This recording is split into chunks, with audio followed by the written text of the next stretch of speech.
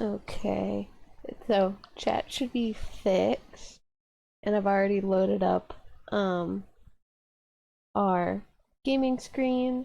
I haven't entered the game officially because I'm still getting used to how Doki Doki Literature Club Plus is a little different.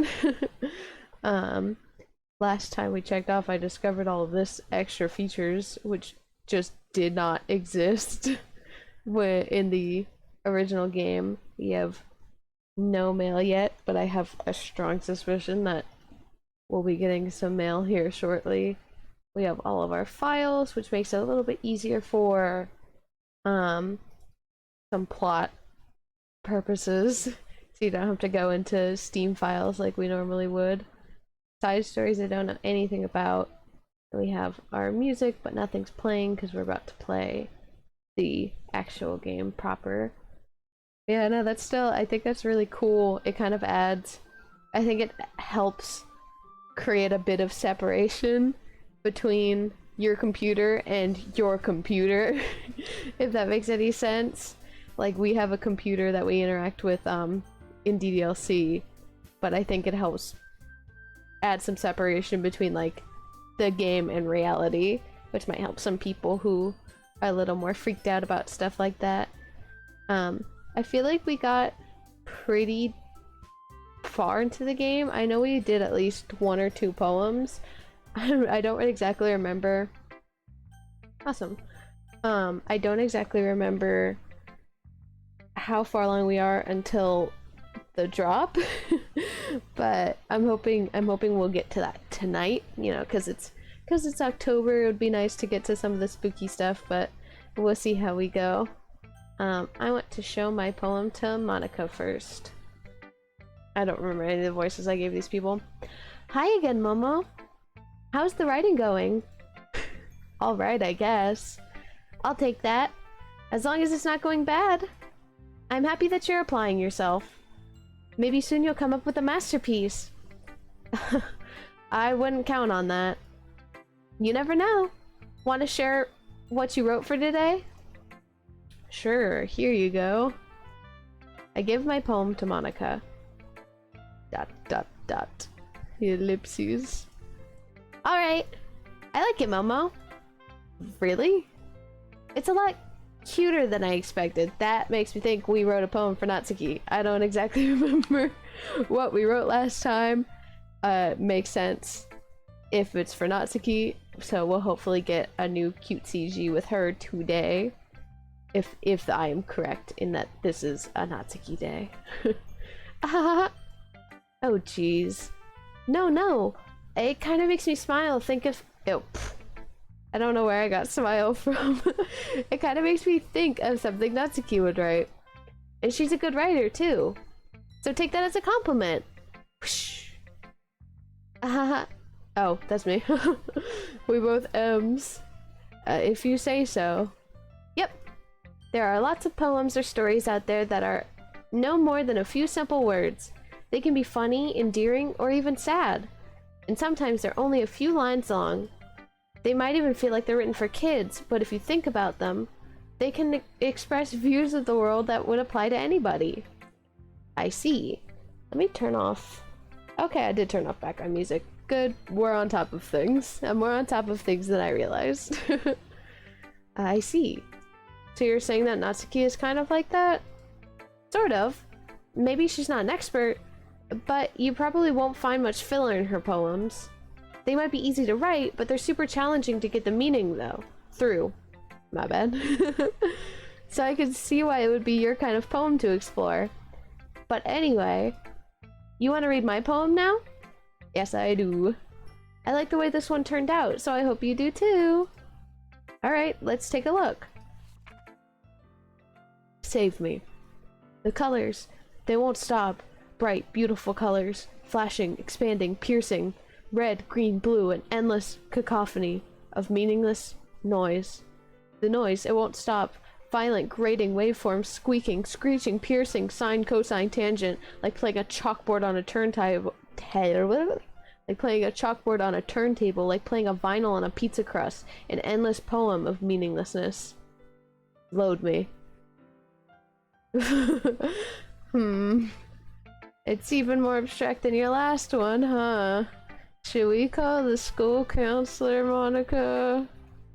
I guess it's just the way I write. I'm sorry if you don't like it. No, I never said that. Hi! Hi, Ashley! I'm glad to see you made it. You haven't missed much. You just missed Monica's poem, but that is all we've done so far. It's just kind of... My goodness. It's just a kind of thing I've never really seen before, I guess. I kind of like playing with my space on the paper. Choosing where and how to space your words can totally change the mood of the poem. If I'm going to be... No, you're fine, you're fine. Absolutely no rush. I'm just glad you made it. I was just gonna say, if I'm being completely honest, like, I'm not much of a writer myself, I don't think, but I do like writing poetry, and I will say, like, that bit of advice about choosing how you space your words and, like, physically format your words in a poem, I absolutely took from Monica. So I make pretty good use of that sometimes in the few poems that I do write. Just being completely honest, I took advice from Monica on poetry writing. It's almost like magic. The way I wrote the lines really short makes it feel like they're trying to speak over the noise. I see. It's still hard for me to tell what it's about, though. Sometimes asking what a poem is about isn't the right question. A poem can be as abstract as a physical expression of a feeling, or a conversation with the reader.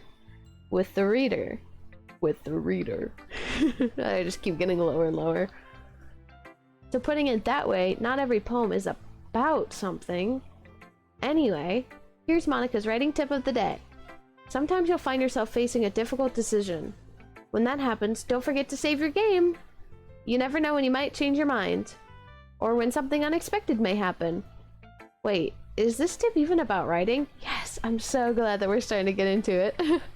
What am I even talking about? Ahaha! That's my advice for today. Thanks for listening. Who should I show my poem to next? I like that we didn't address it, but I will take that as a sign to save. I don't know why the dots scared me. If we wrote it for Natsuki, we should probably save Natsuki till last, I want to say. So we'll go with Sayori. ... Momo, I really love your poems. I can't believe you've been hiding these from me. I'm not hiding anything. But your poems are so good. Yesterday's and this one too. You can't tell me you haven't done this before. I mean, you're really the only one who feels that way, so... No way! Not even Natsuki? Well, I guess Natsuki is the least likely to admit how much she likes something. But I don't think it's that. What do you mean? Well, I guess I'll be honest about it. It's a lot easier to write poems when I'm thinking about you. Oh my goodness. Oh my goodness. Wah wah wah! Stop thinking weird things, idiot! I just mean that you're a really expressive person, I guess. How am I supposed to write poems about my own stupid life? But you somehow make everything in your life an adventure. Even the little things. Like cooking! Let's not talk about that. So yeah, I guess what I'm saying is that I can feel more feelings through you than I can through myself. We have that kind of weird connection. It's your fault for getting in my business all the time. Real tsundere vibes we just got there. It's your fault. It's not like I like you or anything. I don't know if I understand. You never understand when I try to explain things to you, do you, Sayori? I pat Sayori's head. Okay, well that's a little condescending. She's really cute. I think she's my second favorite. Oh my god, obviously Monica's up top, but then like the three of them, the other three are so quick in succession that I really love Yuri and Natsuki and Sayori. It's basically like Monica and then the rest of the literature club, 1 and 2. Hey! I'm not a kid, you know. Are you sure about that? Maybe? Sayori starts fiddling with her pencil between her hands. Hey, Momo, will you give me your poem? I kind of want to keep it, but we have to share it with other people. Huh? Why? Because, well, it's the first time you've written something for me. I thought we wrote this for Natsuki. I Sayori, Monica, Yuri, and Natsuki, but I do love all of them. That's interesting. We've talked about Monica a couple different times before. I didn't think she'd be that high up, but that's interesting. I agree with that. Well, I like all of them a lot, but every tier list of these girls is a valid tier list, you know? There's no way you can go wrong with your favorite. But I thought we wrote this poem for Natsuki. That's what Monica said. Monica said we wrote it for Natsuki. Oh no. Exclamation point! I didn't know how else to say that. Sayori, you completely misunderstood! I didn't write this poem for you. Sigh. Are you even listening anymore? Well, whatever. I'll give it to you when we go home. Really? Snap. I broke my pencil. Sayori hastily bends down to pick up the piece she dropped. But being inattentive of her surroundings, she bumps right into me. Sorry. That's not her voice. I'll figure it out. It's fine. I'll get it for you. I bend down and pick up the broken pencil. Sayori clutches the desk beside her to support herself, knees shaking. What happened, Queen? I'm a little clumsy today. Natsuki would be higher, but she kind of falls into a lot of typical tsundere tropes that, you know, I don't mess with well. I really like tsundere tropes. I think they're very entertaining, but I get, like, if that is not your vibe, then Natsuki is not the character to go to. Let's sit down, Sayori. Yeah. I grab Sayori's arm and help her sit at the desk. Anyway, I still haven't read your poem. Oh! Sorry, I forgot about that. But it's not as good as yours. Geez, don't worry. I'm sure I'll like it. Bottles. I pop off my scalp like the lid of a cookie jar. It's the secret place where I keep all my dreams. Little balls of sunshine, all rubbing together like a bundle of kittens. I reach inside with my thumb and forefinger and pluck one out. It's warm and tingly, but there's no time to waste. I put it in a bottle to keep it safe, and I put the bottle on a shelf with all the other bottles. Happy thoughts, happy thoughts, happy thoughts in bottles, all in a row. My collection makes me lots of friends. Each bottle a starlight to make amends. Sometimes my friends feel a certain way. Down comes a bottle to save the day. Night after night, more dreams. Friend after friend, more bottles. Deeper and deeper my fingers go, like exploring a dark cave, discovering the secrets hiding in the nooks and crannies, digging and digging, scraping and scraping. I blow dust off my bottle caps. It doesn't feel like time elapsed. My empty shelf could use some more. My friends look through my locked front door. Finally all done, I open up and in come my friends. In they come in such a hurry. Do they want my bottles that much? I frantically pull them from the shelf, one after the other, holding them out to each and every friend, each and every bottle. But every time I let one go, it shatters against the tile between my feet. Happy thoughts, happy thoughts, happy thoughts, and shards all over the floor. They were supposed to be for my friends who aren't smiling. They're all shouting, pleading something, but all I hear is echo, echo, echo, echo, echo inside my head. I'm sorry, Queen. I really liked your poem, holy crap! I really liked your poem, but my goodness, I am concerned. Sayori, did you really write this? Of course I did! Didn't I tell you yesterday I was gonna write the best poem ever? Yeah, but someone please hug this girl. We'll get to it. I hope that we'll get to it. I mean, I didn't expect something like this coming from you. Hopefully we'll get to hug her in this play session. Monica taught me a whole lot, and I've been really in touch with my feelings recently. I see that. It's almost kind of creepy. Creepy? Well, not exactly. Maybe because I'm so used to being cheerful. Well, never mind. I'm thinking too hard about it. The point is, it came out good, so you should be proud of it. Aw, thanks. I feel like I was meant to express myself this way. It even helps me understand my own feelings a little bit better. Writing is like magic! You've gotten pretty passionate about this, huh? I hope you keep it up. Yeah! Writing's the best! I'm gonna keep writing until I die! Don't get ahead of yourself. Sayori's always had a habit of getting obsessed with something before dropping it no more than a week later. ADHD icon. ADHD queen. We love to see it. I wonder if this is one of those times. That is a hyperfixation. I had to think about which ones go for which condition. I think ADHD has hyperfixations. But seeing the passion in her eyes makes it hard for me to be pessimistic. Yeah, exactly. Mood, though. Our ADHD queen. Who should I show my poem to next? Yuri. Let me see if I can... is it my turn? Let's see how it compares to yesterday's. I see. It's a bit different. I respect you for trying different things, Momo. Were you inspired by Natsuki's poems? And now we're back on Natsuki, that's what I'm saying. Lord help us, ADHD peeps. I'm sending out all of the good vibrations. May your hyperfixation last for as long as you need it to until you find a new hyperfixation.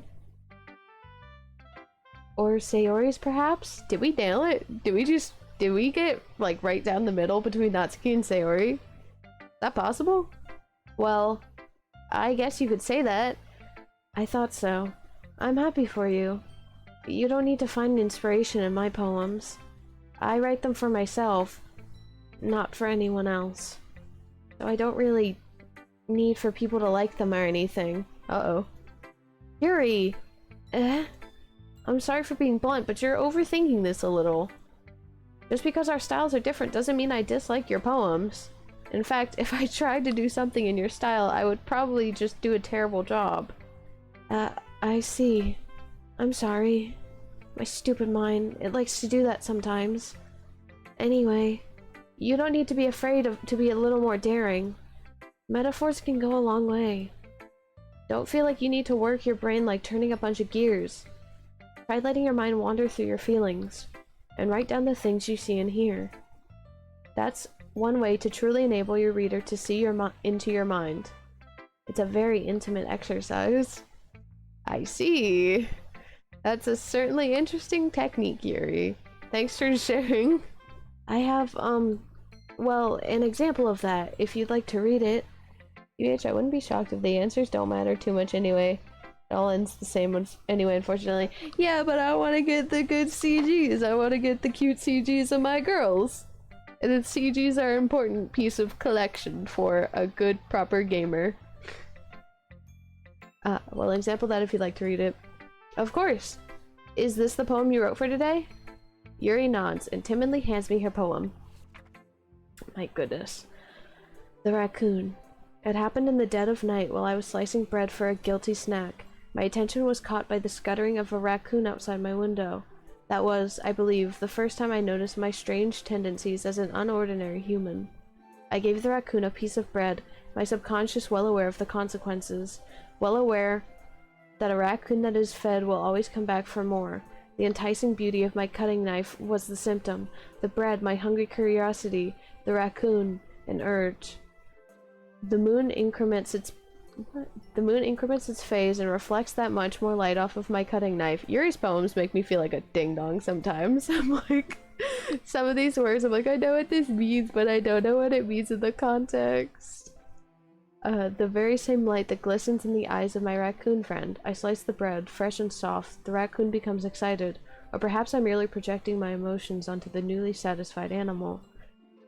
Oh, the raccoon has taken to following me. You could say that we've gotten quite used to each other. The raccoon becomes hungry more and more frequently, so my bread is always handy. Every time I brandish my cutting knife, the raccoon shows me its excitement. A rush of blood, a classic Pavlovian conditioning. I slice the bread, and I feed myself again. That, I had to stop through the middle of the poem because I was like, is this what I think it's about? I don't know. I don't want to get too deep into it because sensitive topics, even though we're gonna have sensitive topics throughout the entire rest of this playthrough. But reading this, like, this is like our first mention of a knife, and Yuri's proclivities and her own issues with fighting her urges of self-injurious behaviors. And I was wondering if this poem had anything to do with those tendencies, and based off of especially like this last line, and I feed myself again, I'm willing to say that this is I don't know if our main character will get into any of this, but I'm willing to say that that is a poem. Like, the raccoon is whatever kind of like psychological urge that pushes her to engage in these self-injurious behaviors, and her ultimately giving in for that temporary relief that she'll feel, only to have it keep coming and coming and coming and coming again. Don't clip that, please. But it's a interesting thing to talk about, especially in a game that looks like this and has background music like this. But man, that gets intense once you kind of know more of the plot beats. I was a little more daring with this one than yesterday's. I'd say so. I feel like you've revealed quite a fair bit to us. I can see that. It's a lot more metaphorical. I don't know if it's my fault, but I can't begin to imagine what this poem is about. It's your fault. It's your fault, protagonist man. That's right. It's a bit closer to my preferred writing style. Using the poem as a canvas to express vivid imagery and conveying emotions through them. Yeah, if I take it at face value, then I can't even figure out what it's supposed to mean. Just like how you said. Yeah, listen. Oh my goodness, that got clipped, and I saved that clip, and I guess I'll figure out what to do with it in the future, but yeah, I didn't mean to say pregnant. Well, I think it's something that different people can relate to in their own way. I wanted to express the way it feels for me to indulge in my more unusual hobbies. Oh, queen. I've never let you live that down. Yeah, that's fair. That's fair. I kind of deserve it for that one. That one has, like, literally there was no context for which I could say pregnant. It just happened. So, this time around, I'll let you make fun of me for it. Also, remember to stay hydrated. It's those sorts of things that I'm usually forced to keep to myself. All of this reads so upsettingly once you know. So I sometimes enjoy writing about them. I would love to send your poem to a shrink. I wonder why they call them shrinks. I never thought about that. You think it's like they're shrinking your inner demons, or they're shrinking your anxiety. The whole game reads unsettlingly with context. Yeah, exactly. Which is like absolute props to Dan Salvato, because that's really, really cool on the second playthrough once you know everything, or the second or third or fourth playthrough, once you like have the context of what this game is. It's a really cool thing to look back and see how he's foreshadowed it. Which I can't even begin to, again, like I said, the closest I get to writing is poetry. I don't consider myself a writer, and I don't consider myself a good writer, so, but I do appreciate it. I really like literary analysis. I just can't write it. Why do you keep them to yourself? Because they're embarrassing, and people would make fun of me. Don't you have anything like that, Momo? Everything. Well, yeah, I guess I do. I feel like everyone has a little something like that. The best we can do is respect each other and our individualities. Even if it's difficult sometimes, some things make us uncomfortable. After all, if I hadn't learned to embrace my own weirdness, I would probably hate myself. That's kind of facts. Like, Yuri has a lot of stuff going on, and a lot of stuff that I, like, wish better for her. That is, like, I think a pretty decent takeaway. Out of all of the things that she has that, like, could probably use some help, that one's not a bad thing, I don't think. I think that is a good kind of mantra that you can have to accept that, like, you're not going to live up to any idealized, perfect version of what you think you should be. So if you just accept that you are human and that you are unique in being human, it gets a lot easier to deal with things. I might be ranting a little bit now, as am I. But I'm glad that you're a good listener. Who should I read my poem to next? Natsuki! I wrote this poem for you, queen! Natsuki reads my poem. She keeps glancing at me, then back at the poem. By now she must have read it more than once. Aren't you supposed to be bad at this? Is that a compliment? No. I mean, you know. Natsuki struggles to find the words she wants. I just expected a lot less after what you showed me yesterday. That's all. Well, I guess I got lucky with this one. Yeah, exactly. You just got lucky, you know? Don't get used to it. You won't always manage to write the poems this cute. I mean, well written. No, I mean... Oh, so that's how it is. My poem is cute? No, why are you smiling? It's not like I like cute things, baka! Sorry. I wanted to pull that at least once. I didn't feel good doing it. But it felt right. It felt right for this scene. Well, I'll try not to pull it out again, but we were talking about how perfectly she fits into the archetype, so it's fitting. Pull that card at least once. Natsuki shoves my poem back towards me. Huh. Reading it again, I decided that it's not so great after all.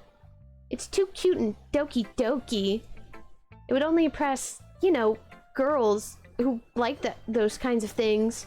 For some reason, Natsuki is incredibly easy to see through. Well, anyway, you're gonna read mine now, right?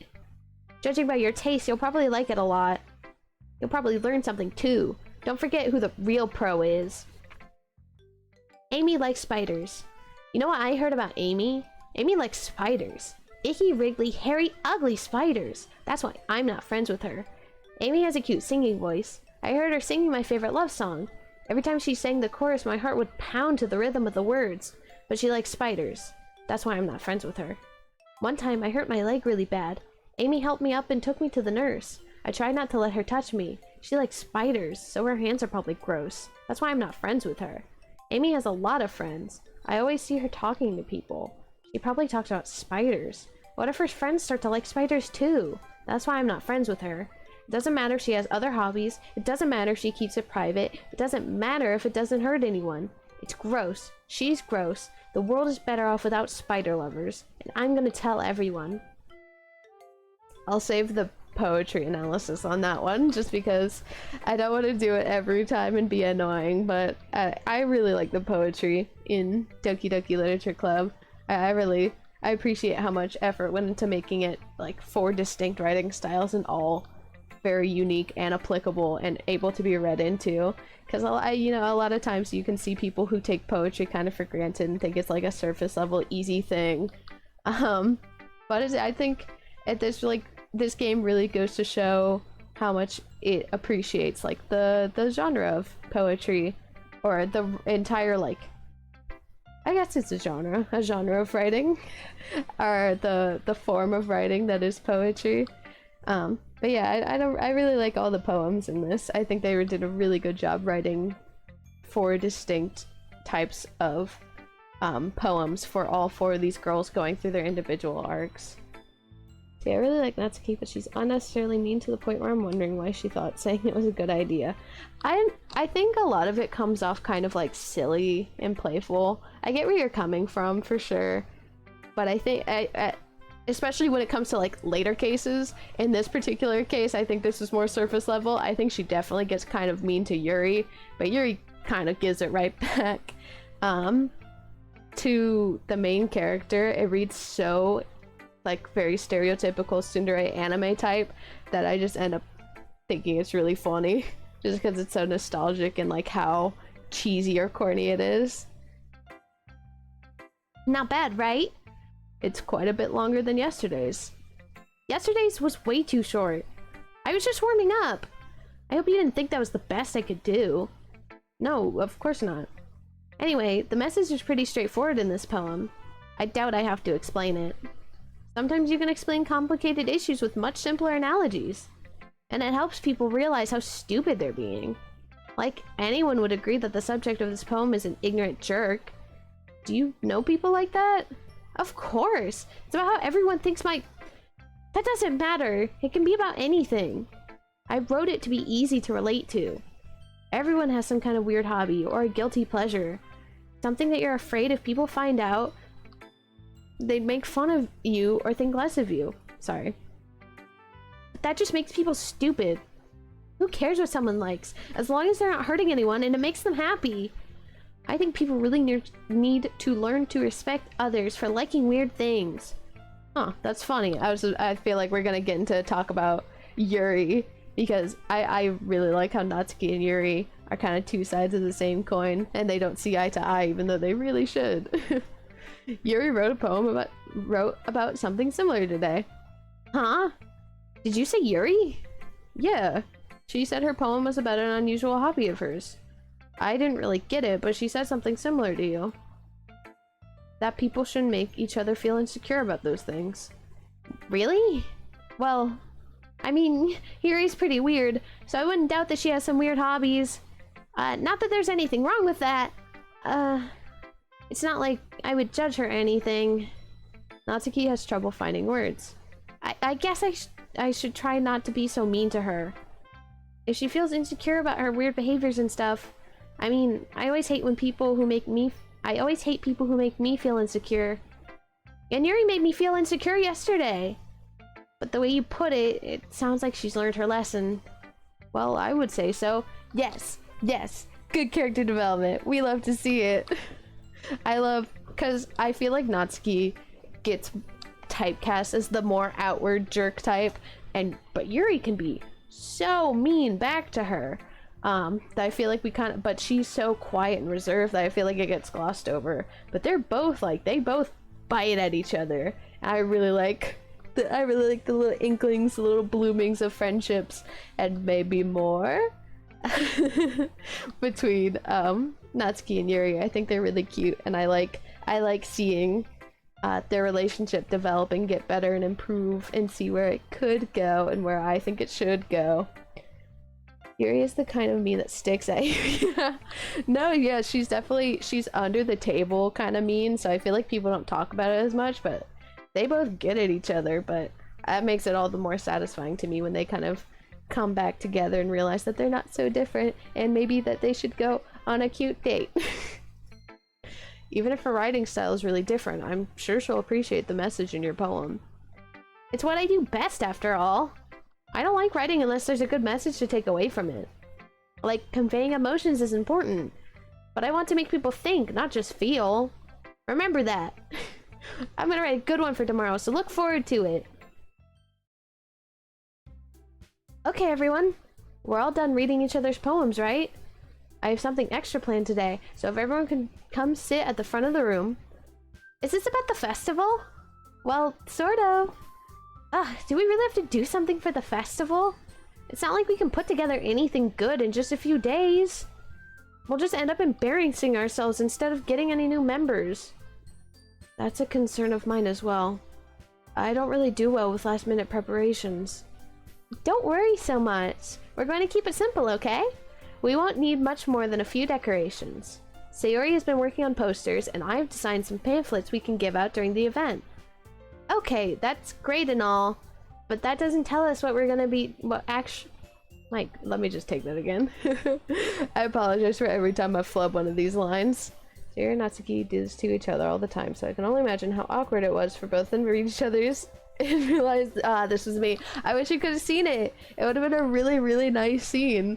Maybe there's a mod somewhere out there that kind of expands on more of the base story. I'm sure if there's like a mod about it being a dating sim proper, we could get that. But it's a scene I would really like.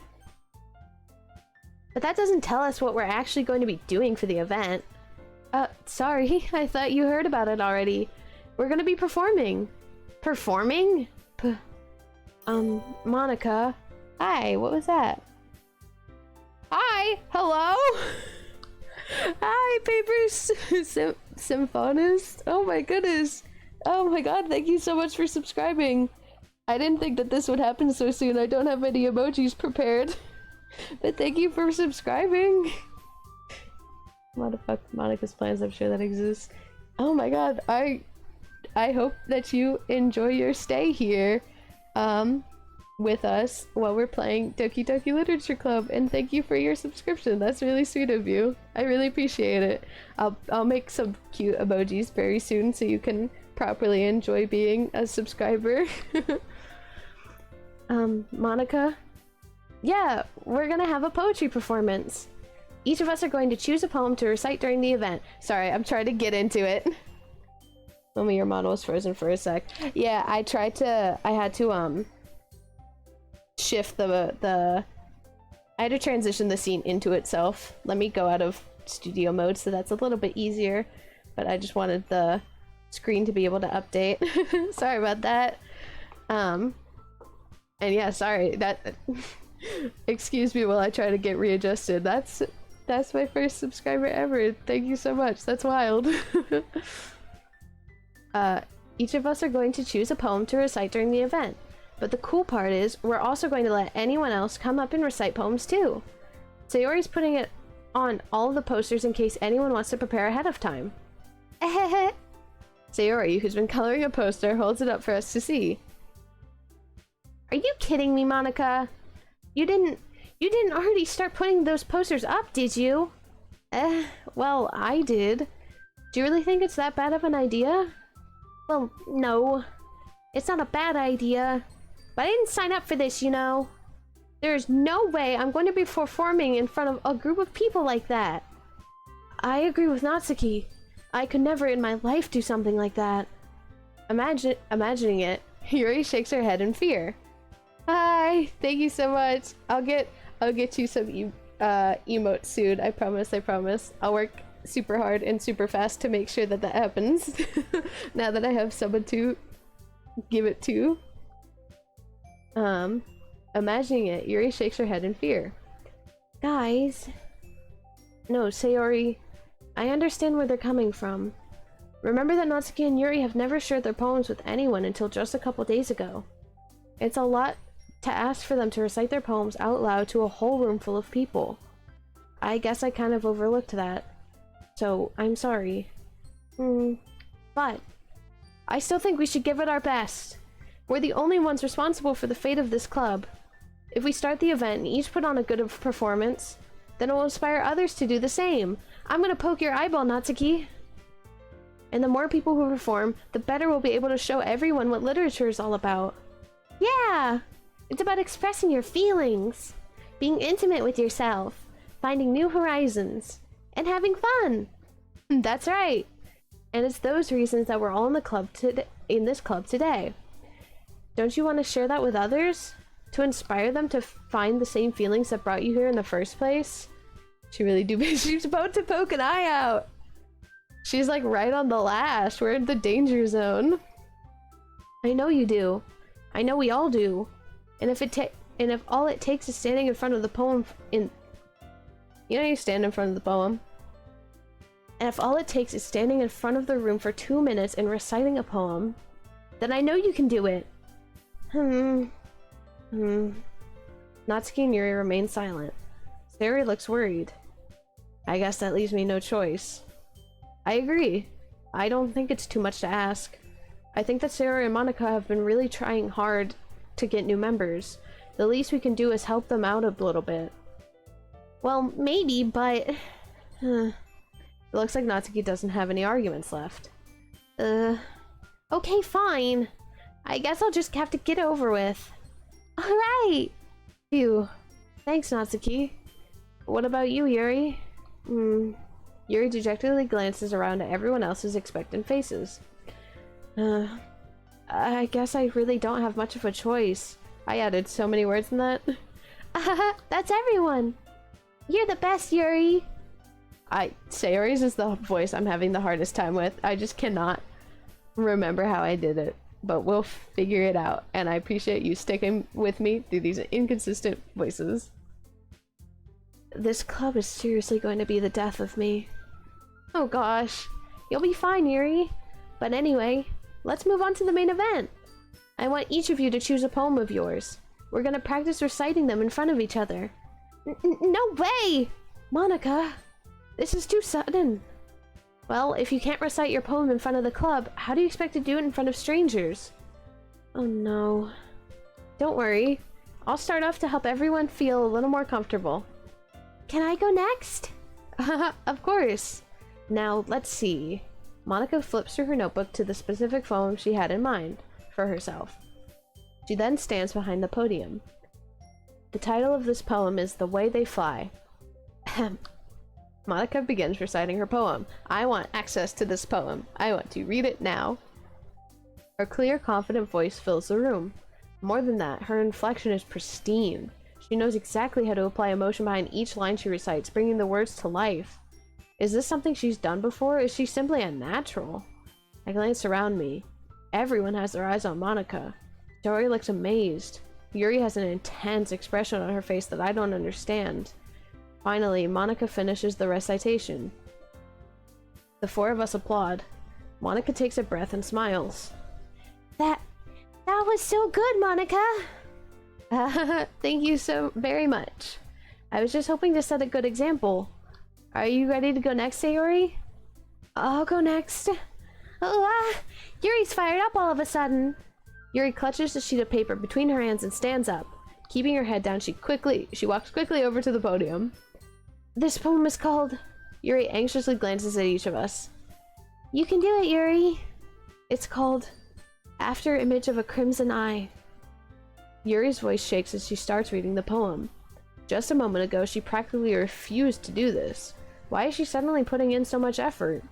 As Yuri gets past the first couple of lines, her voice changes. It's almost like what happens when Yuri gets absorbed into her books. Her quivering words transform into the sharp syllables of a fierce and confident woman. The poem is full of twists and turns in its structure that she enunciates with perfect timing. This must be a rare glimpse into the whirling fire Yuri keeps concealed inside her head. Suddenly, she's finished. Doing a better job of voice acting than me, and really only do. No, I haven't heard your voice acting, but I'm sure it's good. Don't say those things. I appreciate the compliment part of it though, but I'm gonna bonk you if you start being self-deprecating. We don't accept that around here. Everyone is stunned. Yuri snaps back into reality and glances around her, as if she's bewildered even herself. It's up to me to save the situation. I'm the first one to start applauding. Everyone joins me afterward, and we give Yuri the recognition she deserves. It's not that we didn't want to applaud for her, but we were so caught off guard that we must have forgotten. As we applaud, Yuri holds the poem to her chest and rushes back into her seat. Yuri, that was really good. Thank you for sharing. Looks like Yuri is down for the count. Okay, I guess I'm next then. Sayori hops out of her chair and cheerfully walks to the podium. This one's called My Meadow. Sorry, I giggled. Sayori. It's a lot harder than I thought. How did you guys do it so easily? Try not to think of it like you're reciting to other people. Imagine reciting it to yourself, like in front of a mirror or in your own head. It's your poem, so it will come out better. It will come out the best that way. I see. Okay then. Sayori begins her poem. Somehow, it feels like her soft voice was made as a perfect match. The poem isn't aimlessly cheery like Sayori is. It's serene and bittersweet. If I were to read this on paper, I probably wouldn't think much of it. But hearing it come from Sayori's voice almost gives it a whole new meaning. Maybe this is what Sayori meant when she said she likes my poems. It's like I get to reach more deeply into someone I thought I knew through and through. Sayori finishes and we applaud. I did it! Good job, Sayori! Even Momo liked it. I guess that's a good sign. What does that even mean? It came out nicely, Sayori. The atmosphere of the poem fits you nicely. But it might be that other poems wouldn't work quite as well with that kind of delivery. I don't really understand. In other words, I've seen poems of yours where that sort of gentle delivery wouldn't work as well. They might need a little more force behind them depending on what you're reading. Oh, I know what you mean. Well, I've been practicing that kind of thing. It's just embarrassing to do in front of everyone. The next time, I'm gonna make you pick a poem that challenges you a little more. We don't have much time before the festival, you know? Okay. Now, who's next? Natsuki? Don't make me go before Momo. Not like I can compare to you guys anyway. Might as well let Momo lower everyone's standards a little before I have to do it. That's so harsh. She's so mean to us. Let me get a drink of water before I continue on reading, because this takes a lot out of my poor little throat.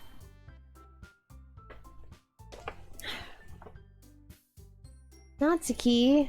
Jesus, Natsuki, why? She has to bring us down a peg. Otherwise our ego would make us float off into heaven. It's fine, it's fine. I may as well get it over with. But it's not like I have much of a selection of what to read. I'll just go with what I wrote for today. I stand up and step in front of the podium. Everyone has their eyes on me, making me feel terribly awkward. I recite my poem. Since I'm not exactly confident in my own writing, it's hard to put energy into it. Despite that, once I finish, I receive applause anyway. Sorry, I'm not really as good as everyone else. Don't worry about it so much. I think it's less about your abilities and more about your lack of confidence in your writing. That's something that'll improve over time, though. Yeah, maybe. Alright then. That just leaves you, Natsuki. Yeah. I'm going. Natsuki begrudgingly gets out of her seat and makes her way to the podium. The poem is called... It's called... Why are you all looking at me? Because you're presenting. Anyway, the poem is called Jump. Might as well jump. Natsuki takes a breath, and she just starts reciting the whole song. I wish I could have made a better joke out of that. I don't remember the band name. Natsuki takes a breath. Once she starts reciting the poem... My goodness, I'm having a hard time. We'll make it through. We'll make it through together. Once she starts reciting the poem, her sour attitude disappears a little. While she's still a little unenthused, her poem has a rhythm and rhyme to it. It's Natsuki's trademark style, and it works surprisingly well when spoken aloud. The words feel like they bounce up and down, as if giving life to the poem. Natsuki finishes, and everyone applauds. She husks back to her seat. That wasn't so bad, was it? Easy for you to say. You'd better not make me do that again.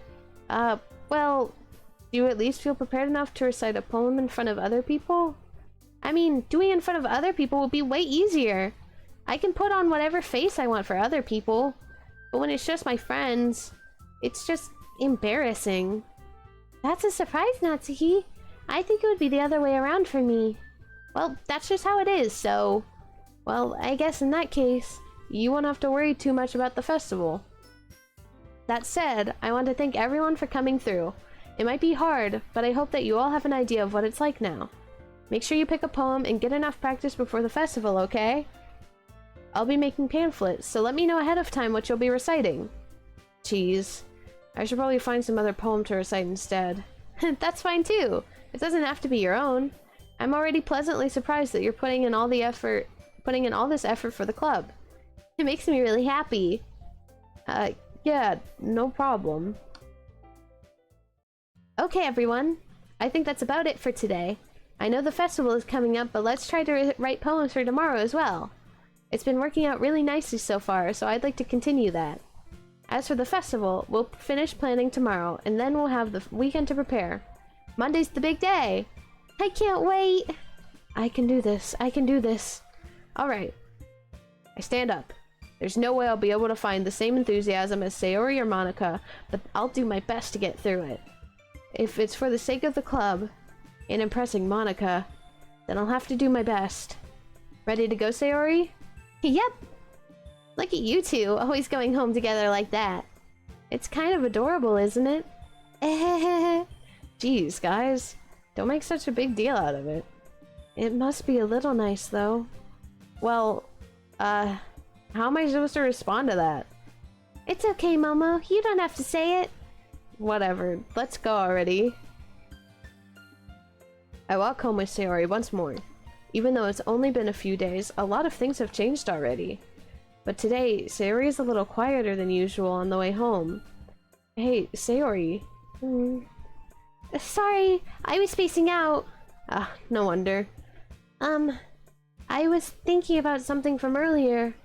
I like how we get to... I mean... Sayori fumbles with her words. So, let's just say that one day, Natsuki asked to walk home with you. Huh? What would you do? What kind of question is that? You're kind of putting me on the spot here. Well, I would still walk home with Sayori. Sayori? You really think I would ditch you for Natsuki? But she's so cute and fun to be around. Jeez, I already see her in the club every day. Besides, you always seem to really like going home together. I wouldn't just ruin that for you. You're so silly, Momo. You think about me too much sometimes. Natsuki would deserve it if she wanted it, so... I mean, Natsuki doesn't live around there, so it's like... Yeah, it's more convenient to walk home with do Sayori, but that's also not the nice thing to say. So... we're gonna walk home with Sayori anyway. Sayori, I've already made up my mind. I really can't figure you out sometimes. Sorry. Besides, what's the point in speculating something that's never gonna happen? The conversation trails off. It's kind of a weird thing for Sayori to care so much about. But I want to respect her and keep her happy too. Then again, the festival's only a few days away. Who knows what will happen in that time? Oh! I forgot how this works. I see Bunny! We obviously have to do Bunny. Bunny. Bouncy. Sparkle. Oh, I miss Kawaii. I should have done that. Now we're just going with words that I like. Banui? Hi Ashley, what's Banui? What is Banui? I would like to know.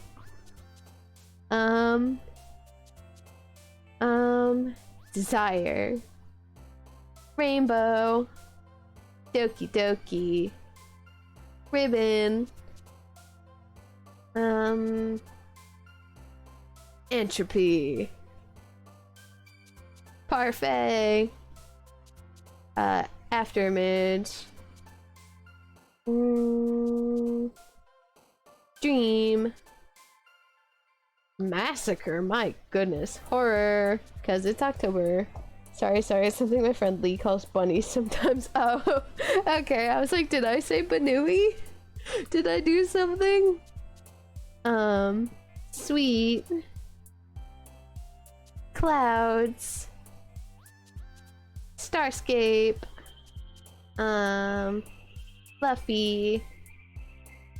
Do do do do do do do do do do. Covet. Do do do do do do do do do do. Music. Melody. Fantasy. Oh, it's done. No, that was all my dumbass. No problem. I was just like, did I do something? Oh man. I'm the last one here again. Don't worry, I just walked in too. Were you practicing piano again? Yeah. You must have a lot of determination. Starting this club and now picking up piano? Well, maybe not determination, but I guess passion? Remember that the club wouldn't be here if it wasn't for all of you. And I'm super happy that you're all willing to help out for the festival too. Ha! I can't wait for the festival! It's gonna be great! Weren't you complaining about it just yesterday, Natsuki? Well, yeah. I'm not talking about our part of the festival, but it's a whole day where we get to play and eat all kinds of delicious food. You sound a bit like Sayori all of a sudden. Monica, do they usually have fried squid? Squid? That's a pretty specific thing to look forward to. Oh, come on. Are you saying you don't like squid? You, of all people? I didn't say it like that. I didn't say I don't like it. Besides, what do you mean by you of all people? Because! It's right in your name. Monica. That's not how you say my name at all. Also, that joke makes no sense in translation. Never mind. Let's just focus on our own event for now, okay? Fine. Your reactions aren't as fun as Yuri's or Sayori's anyway. Excuse me. Where is Sayori anyway? Oh, there you are. Sayori is sitting at a desk in the corner of the room, looking down at nothing. I walk over to her. Hey, Sayori. I wave my hand in front of her face. Eh? You're spacing out again. Sorry. Don't mind me. You can go talk to everyone else. Huh. Is everything alright? Of course. Why wouldn't it be? It just feels like you're a little off. Sorry for assuming things. And so it begins. And so it begins. Our poor girls. Jeez, you worry too much about me. I'm fine, see? Sayori shows me a big smile. Don't let me distract you from having fun with everyone. Well, alright, if you say so. I worriedly glance at Sayori before turning back toward everyone else. But the conversation is already dispersed with everyone back at their usual activities. Maybe I should ask Monica if she's noticed anything about Sayori recently. Since they've been preparing for the festival, they must be spending a lot of time together? I timidly approach Monica, who is shuffling through some papers at her desk. Momo, what's up? Hey, this might sound a little strange, but have you noticed anything up with Sayori recently? Anything up with her? In what way do you mean? Maybe I'm reading into it a little too much, but she seems a bit downcast today. She'll make it worse. Oh, you think so? I can't say I've noticed anything about her. Monica peers across the room at Sayori, who is idly dragging a rubber eraser up and down her desk. Maybe there's something on her mind. But I'm surprised I'm not the one asking you, Momo. You certainly know her a lot better than I do. Yeah, but she's never really like this. She always talked to me about things that bothered her. But this time when I asked her, she was really dismissive. Sorry, I know it's not your problem. I just wanted to ask if you knew anything, so I'll drop it now. No, it's important to me too. I mean, I'm also friends with her. And I also care about the well-being of my club members, you know? Maybe I'll try to talk to her myself. Are you sure about that? She seemed like she wanted to be left alone. Are you sure? Maybe she just had a hard time bringing it up with the person of— Oh. I got confused. I'm just looking at like the beginnings, so I see M-O and I'm like, oh, it's me again. Maybe she just has a hard time bringing it up with the person of interest. Person of interest? What do you mean by that? I'm saying that maybe the thing on her mind is you, Momo. Me? How on earth would you come to that conclusion? Well, I probably shouldn't say too much, but Sayori talks about you more than anyone else, you know. She's been so much happier since you joined the club. It's like an extra light was turned on inside of her. What? No way. Sayori is always like that. She's always been full of sunshine. It's not any different than how it's always been. You're so funny, Momo. Have you thought that maybe you've always seen her as so cheerful because that's just how she is when she's around you? I said too much. I'm sorry. What do I know anyway? I didn't mean to jump to conclusions, so you should just forget about what I said. I'll try to talk to her, so try not to think about it for now. Alright. Monica smiles meaningfully. I know she said to forget about it, but I already know that I won't be able to get her words out of my head. Monica stands up from her desk and walks across the room to where Sayori is sitting. I watch her kneel down next to Sayori and gently talk to her, but she's keeping her voice so quiet that I can't hear her from here. I sigh and sit down myself. I know Sayori told me not to worry about her, and to have fun with everyone else, but that's impossible to do when she's behaving like this. Exactly how much do I care about her that I'm letting this weigh me down so much? I'd say that's a reasonable amount. I feel like it's reasonable to be concerned for your friends. Now it feels like I'm the one behaving out of the ordinary. But there's nothing I can do besides wait for Monica. Hey, you! I look up to see Natsuki next to me. Are you just gonna sit there and keep staring at nothing?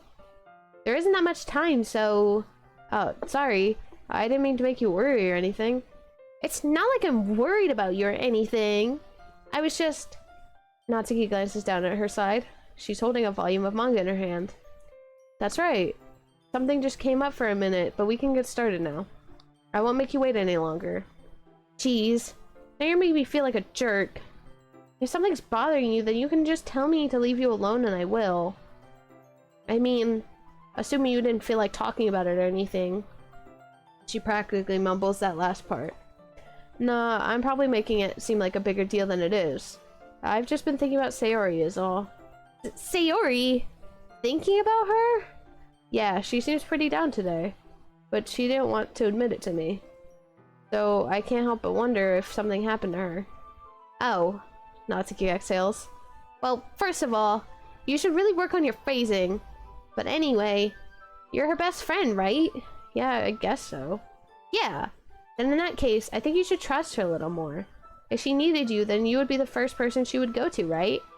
Well, I guess that's true. I mean, some people just have those days. You can't always avoid it. If anything, she probably doesn't want you to worry about her because it's not important. Yeah, that's kind of what she said to me. Maybe it's not right for me to go against her wishes. Exactly. If she needs you to worry about her, then it will be a lot more obvious. Yeah. I should have thought of it that way from the start. Natsuki fiddles with the book she's holding in her hands. She really means a lot to you, doesn't she? Don't get the wrong idea or anything. We've just been friends for a long time. It's normal to be worried about your friends. I mean, you were worried about me, so... I was not! Jeez, if you're fine, then let's hurry and get started already. Yeah. I pulled the first volume of Parfait Girls out of my bag. Natsuki takes it from my hands, then quickly turns it over, presumably to check for wrinkles. Hey, I'm not that careless. I handle manga all the time, you know. I just wanted to make sure. Can you blame me for being paranoid?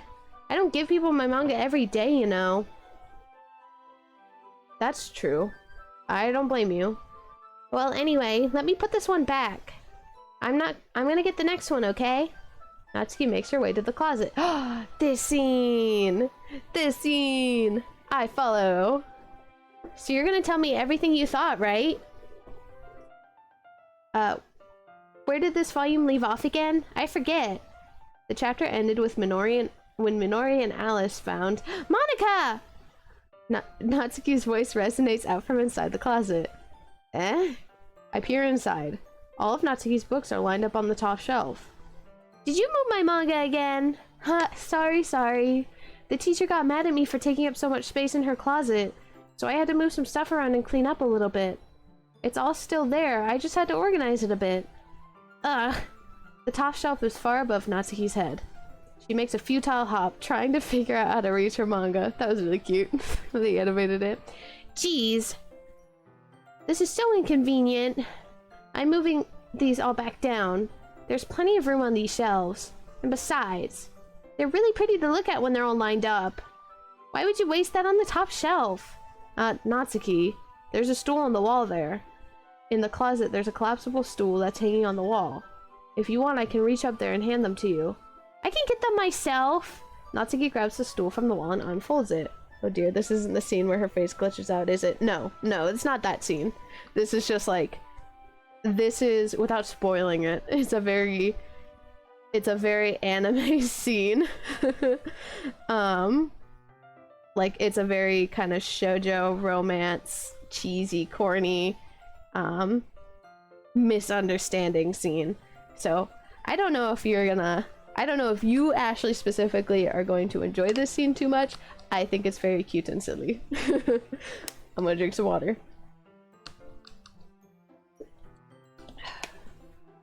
Natsuki grabs the stool from the wall and unfolds it.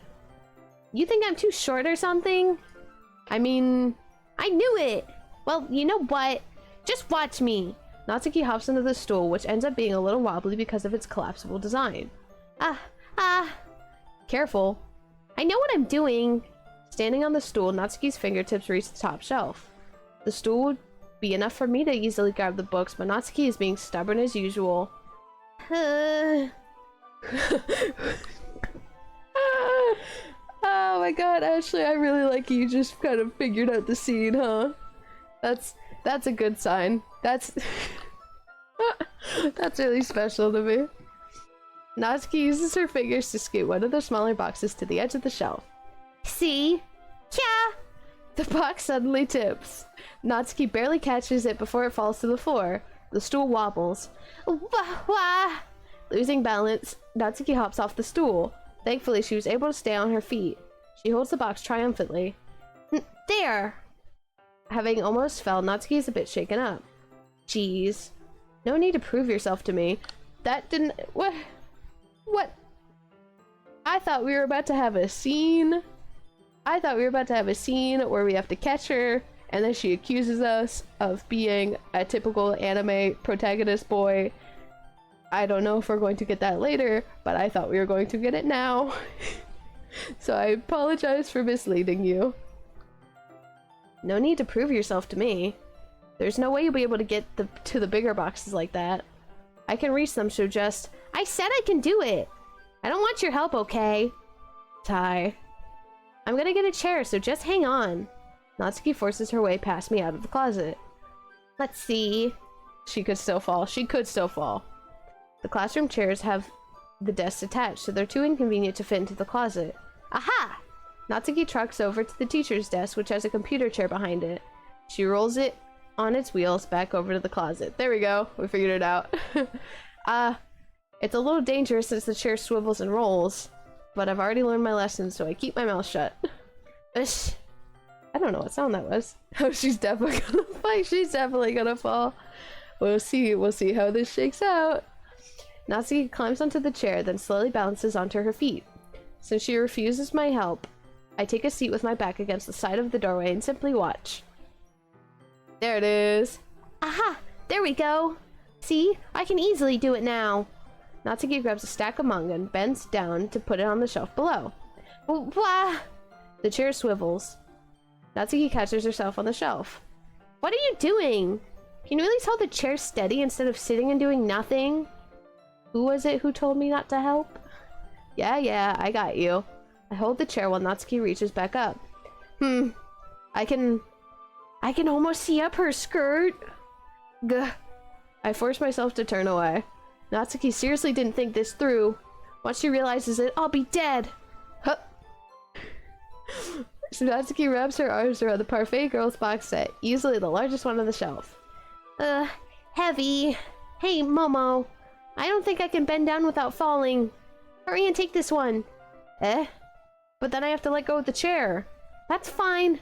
Just for a second. Hurry up. Alright. Let me just stand up. I slowly release my grip from the chair. What do you mean, stand up? Natsuki looks down at me. Why are you all the way back? Natsuki looks like she just realized something, but she'll lose her balance if she moves. That's Natsuki, the box! What are you looking at? You're trying to look at my... Natsuki's legs shake. I'm not. I was just... Natsuki, don't try to move. Just give me the box. You perv. You set me up. Go away. Get out. But... I'll do it myself. The chair suddenly swivels beneath Natsuki's feet. Natsuki! Yeah! Oh, these anime voices are special. The scene turns to chaos in a split second. The chair flies from under Natsuki's feet. Frantically, I try to catch her. The box topples out of her hands and the books go flying. I got you. Crash. The full force of Natsuki's body against me throws me to the ground. That's like 40 pounds. You can take 40 pounds, bro. A whole bunch of books pelt me in the face. That one is more difficult to deal with. Natsuki tries to shield herself with her own arms as her face lands straight on my chest. I don't know how we're supposed to do that. Can we just, first of all, while I'm in the middle of this scene, I would like to say a prayer for every anime voice actor, because, oh my goodness, I don't know how they do all those reaction sounds the way they do, because I don't know what to do when they come up. This is a classic anime trope, but like every time I see them, I just die of secondhand embarrassment. That's why I told you I didn't think you were going to like it. So I did give you a fair warning in my defense. My arm and my back seriously felt the impact. Slowly, Natsuki comes to her senses. I do agree with you though. Very, very corny trope. No, it's not that I don't like it. They could be funny. But they are a lot. You're right to say that they are absolutely a lot. They're so embarrassing. But I don't know. There's something almost nostalgic. Like it reminds me of early 2000s anime I used to watch where like every slice of life anime had to have a protagonist that was a pervert. We're tapping back into our roots for better or for worse. Slowly, Natsuki comes to her senses. She presses her arm straight into me to prop herself up. Natsuki seems to realize that it's not the floor that's beneath her. Gah! Gross! Gross! Gah! A fist pounds into my chest. Natsuki then hoists herself to her feet. What were you thinking, you sicko? Everything okay over there? I heard a loud noise. Monica suddenly peers in. Monica! See what happens when you put the manga on the top shelf? Are you trying to kill your club members or something? Jeez. Sorry. Oh, and one more thing. It seems like your most recent club member's a total pervert. So I hope you're happy. I didn't... Somehow it's impossible for me to explain this whole bizarre situation to Monica. My main issue is when the person blames the other party immediately for their own lack of foresight. Yeah, that's fair. That's fair. But I don't know if we're ever going to get away from this trope, because people are always going to be horny in anime. It's just something, it's something that you have to, roll with the punches, you know? We will never escape from them. It's impossible for me to explain this whole bizarre situation to Monica, almost as if it's been ripped straight from Kami-sama Kiss? No, that one's the god one. I think I meant Maid-sama. This whole scene sounds like something that would be in a Maid-sama-esque TV show, anime. I didn't do anything, I swear. I know, don't worry. Monica says that quietly to me. Looks like I'm off the hook. Oh no! My... I look down. Natsuki is kneeling on the floor, holding one of the books that are scattered all over. There's a large diagonal crease along the page that she's desperately trying to smooth out. Oh, it must have landed on the page. Natsuki tries a bit more to fix the crease, but she can't get it out. Suddenly, she gives up and slams the book shut, then throws it to the floor. Instead of continuing to yell, she just lowers her head. Stop. Natsuki, are you... No! Natsuki's voice squeaks. I see tears on her face. I'll help get the crease out, okay? It's partially my fault, so... Natsuki shakes her head, still looking down. No. I don't even care that much. I'm just... having a really bad day today. Natsuki sobs again. I didn't mean to take it out on you. I really didn't mean to. It's fine. Is there anything you want to talk about? Natsuki shakes her head. Just... every day is so hard. I just want to come to the club and... Natsuki falls silent again. I can't press her, so I can only do what I know how to do. Alright, well, I'll help clean this up, and I'll move the rest of your manga for you. I pick up volume 2 of Parfait Girls. We'll set this one aside. This'll help cheer you up a bit, right? We can get started on it once I'm done here. Natsuki looks up with her glossy eyes. Her lip quivers. You're really nice to me. That sounds really strange coming from Natsuki. I didn't expect it at all. Well, I'm just treating you like a friend, you know? Natsuki lowers her head and stifles another sob. This is why I really like Natsuki. This is why she's like... I'll have to figure out how I work in this order, but like, I really like Natsuki. Because I really appreciate her entire arc and her character, and the more you get to know about her, she's just really sweet, and I like her. I'm not sure what happened to her today, but being nice is the least I could do. The next couple of minutes are silent between us as I begin gathering the scattered books. I make sure to slip them into the box in their correct order. After a little bit, Natsuki starts helping. It isn't long before we're done, and I hoist the box onto the shelf where Natsuki wanted to put it. Then, I get on the stool and quickly finish moving the rest of her books from the top shelf. Alright, that should do it. I hop off the stool. Natsuki averts her gaze. Thanks. It's nothing. Natsuki is holding the volume I set aside in her hands. Alright, I'm ready. Good. Even if you weren't, I'd make you anyway. You're taking responsibility for what you said. The thing about cheering me up. Yeah, this is why she's an exception to the rule of me not liking Cinderella's. I think that she's kind of like, there's depth to her. She's not just a Tsundere character. She's that archetype, and they flesh it out a little bit. Doki Doki is just a really good game, okay? If you insist. Oops.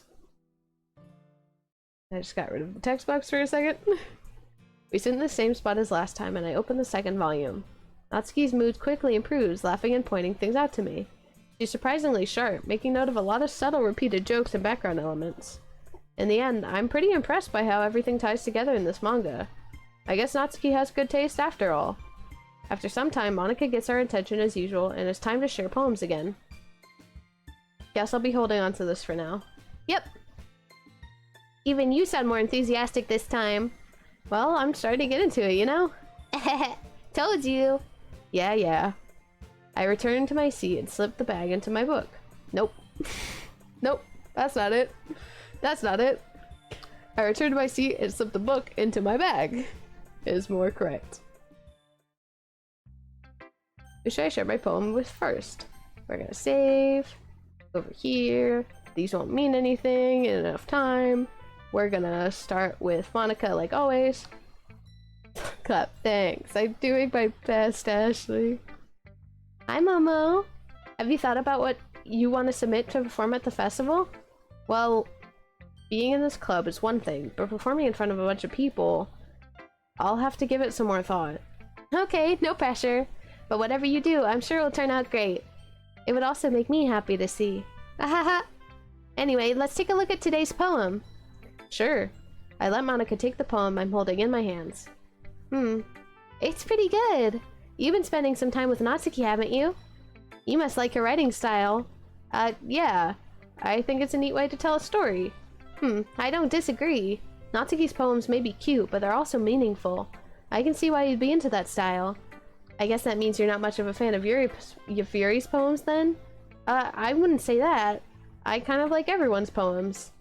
That's true, but I'm sure you like some more than others, right? Like Yuri's use of complex words and symbolism, or Sayori's way of expressing happiness or sadness in a more direct way. You must have some kind of preference, don't you? Not that it's a contest or anything. I was just curious, that's all. Anyway, I'll share my poem with you now, alright? Alright. The Lady Who Knows Everything. An old tale tells of a lady who wanders Earth, the lady who knows everything, a beautiful lady who has found every answer, all meaning, all purpose, and all that was ever sought. And here I am, a feather, lost adrift the sky, victims of the currents of the wind. Day after day, I search with little hope, knowing legends don't exist, but when all else has failed me, when all others have turned away, the legend is all that remains, the last dim star glimmering in the twilight sky, until one day the Weiss, we're doing really great. Monika, honey, you ain't subtle. She's not subtle, but we still appreciate her. We appreciate and love her. Until one day, the wind ceases to blow. I fall, and I fall, and fall, and fall even more, gentle as a feather, a dry quill, expressionless. But a hand catches me between the thumb and forefinger, the hand of a beautiful lady. I look at her eyes and find no end to her gaze. The lady who knows everything knows what I am thinking. Before I can speak, she responds in a hollow voice. I have found every answer, all of which amount to nothing.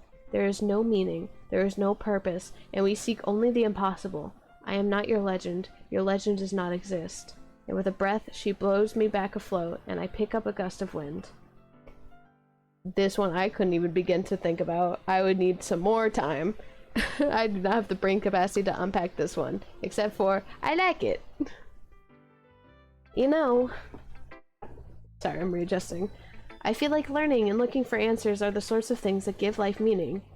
Not to get too philosophical or anything, but it was kind of on my mind, so that's what I wrote about. I see. I never really put that much thought into it. That helped a lot then. Yes, I think now that she puts it that way, it's kind of, this is our first glimpse into her self-actualization, or her realization, and now that she has the answer to everything she could possibly ever need to know or want to know, and she doesn't want to know it, she's like kind of freaking out about it. She's like, I know everything and I don't know what to do with this. That thank you, Monika, helping me understand your poem. I never really put much thought into it. In a way, it's almost paradoxical. Oh, my bad, that was her. Because if we had all the answers, wouldn't the world start to lose its meaning? You know, there's one thing I noticed. It seems like everyone in the club prefers writing about things that are more sad than happy.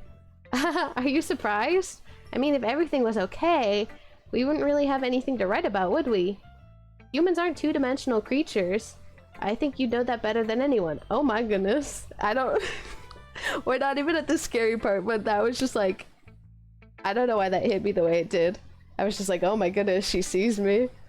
Yeah, exactly. Ashley has the right idea. That sent a chill through me, oh my goodness. You mean one-dimensional?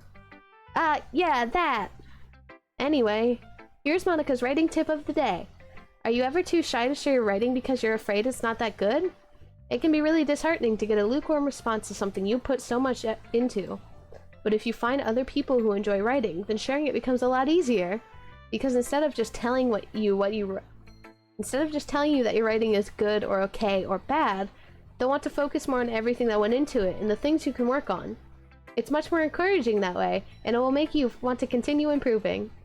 It's almost like having your own little literature club, don't you think? And that's my advice for today. Thanks for listening! We're being called out, Mama. We are being called out. And I think it's cool. I'm ready for spookies. I'm ready for spookies. Except I guarantee you when they happen, I'm gonna be like, I'm scared. I'm scared of spookies. We should go to... I like the order that we've had. We'll go to Sayori. It's nice, I guess. Come on, I can already tell you don't like it. Well, you don't need to worry about what I think. After all, you wrote this poem for someone else, didn't you? Probably Natsuki. Eh? I didn't write this poem for anyone specifically. Maybe. That's not really what I meant, though. But it's okay. You're making new friends, just like I was hoping. That makes me really happy. And you're happy too, right? In this club? Well, of course I am. Good. That's all that matters to me. Thank you, Momo. Sayori, is there something wrong? Huh? No, nothing. I'm just a little tired today.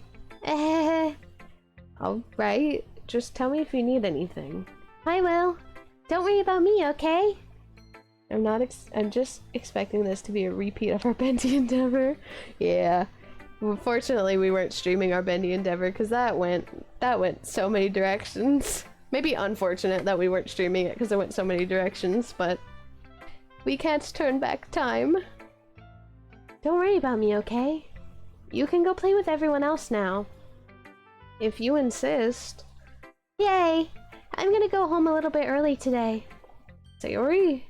Tell Monica I wasn't feeling well, okay? I'll see you tomorrow!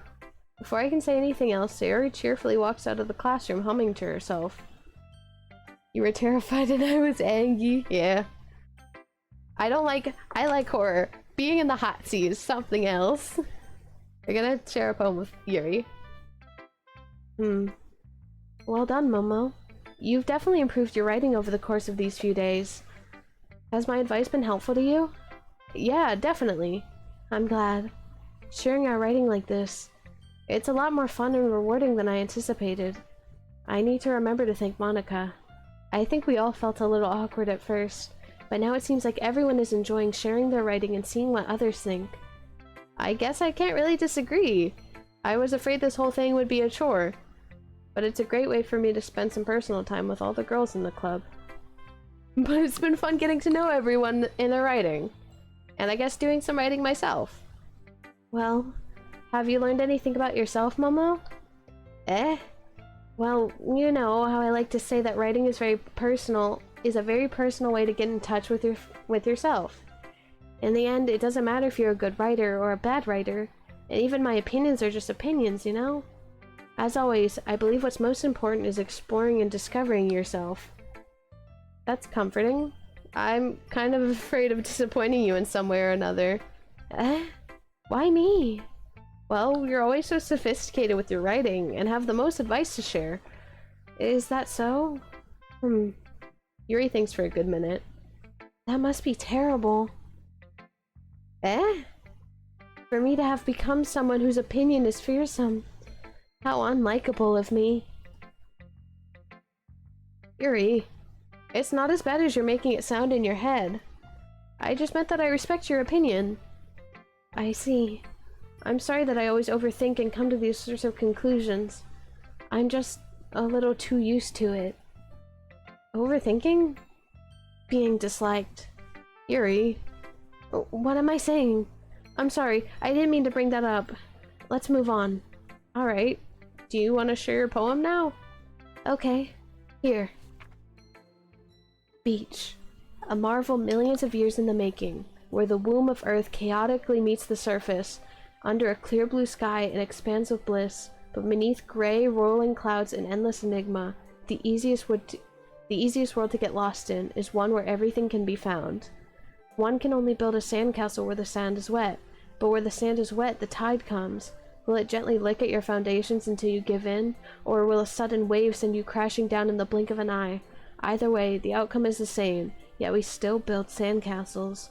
I stand where the foam wraps around my ankles, where my toes squish into the sand. The salty air is therapeutic, the breeze is gentle yet powerful. I sink my toes into the ultimate boundary line, tempted by the foamy tendrils. Turn back, and I abandon my peace to erode at the shore. Drift forward, and I return to Earth forevermore. I'm aware that the beach is kind of an inane thing to write about, but I did my best to take a metaphorical approach to it. You say that like you didn't even want to write about it. Oh, you haven't heard? After yesterday, Natsuki and I, well, it was amusing that we wrote about something similar in such different ways. So Natsuki wanted us to write poems about the same topic as each other again. I suppose to better compare the differences in our writing styles or thought processes. Anyway, it was her idea. Knowing her, it's no surprise she'd want to do something like that. She probably wants to show off. It's not like I have a particular interest in her writing style. I just went with her request, but, well, I suppose it's not so bad to write about something simple on occasion. It can be refreshing, you know? It's good for me to calm my thoughts once in a while. Yeah, I think I agree. Thanks for sharing. Natsuki, I wrote my poem for you, apparently. I just picked words that I liked and they happen to be Natsuki words. Natsuki reads my poem. She keeps glancing at me, then back at the poem. By now, she must have read it more than once. Is it that bad? No, it's not. It's good. It's really good, okay? There, I said it. This wasn't supposed to happen at all. Why can't you just be bad at this? My poems are supposed to impress you, not the other way around. You're trying to impress me? Obviously. You'd think I'd let you enjoy your... Let me take a break and check on chat. God, that's a pretty mean take on it. Like, you're assuming that she just wanted to show up. That's what I'm talking about. Like, I like Yuri, but she can be so mean. She's just, like, way more underhanded about it that it's harder to really process. But she can be so mean. Oh my goodness. Character depth and whatnot. But yeah, no, her and Natsuki have some biting blows to them. Catty to the core with this. I know, they're both getting at each other. When one tries to make up for it, the other bites back, and so on and so forth. Now we're gonna retry this line, because I have some water in me. Obviously. You think I let you enjoy Yuri's writing more than mine? Give me a break. Well, in that case, what's the problem with me trying to impress you? I'll tell you! Natsuki's face freezes, like she just realized something. You're trying to impress me? Natsuki vigorously scans her eyes over my poem one more time. Then the poem slips out of her hand and flutters to the floor. I have to use the bathroom! Red-faced, Natsuki quickly walks out of the room. Hey, Momo. Did you do something to Natsuki? I just saw her rush out like that. You didn't do anything terrible, did you? No. I just told her that my voice gets caught in my throat. There's no way I could tell Monika that I'm trying to impress Natsuki. Monika sees the poem lying on the floor and swiftly picks it up. She skims over it a second time, her smile not fading from her face. I see. At first I just thought you liked her writing style. But you wrote this for Natsuki, didn't you? I mean, not really. In fact, didn't she like your poem a lot the other day too? I'm surprised you know her taste so well already. Are you sure you're not cheating, Momo? Cheating? What do you mean by that? Never mind, I'm just kidding. Ahaha. I would like to go on record and say that I'm not cheating.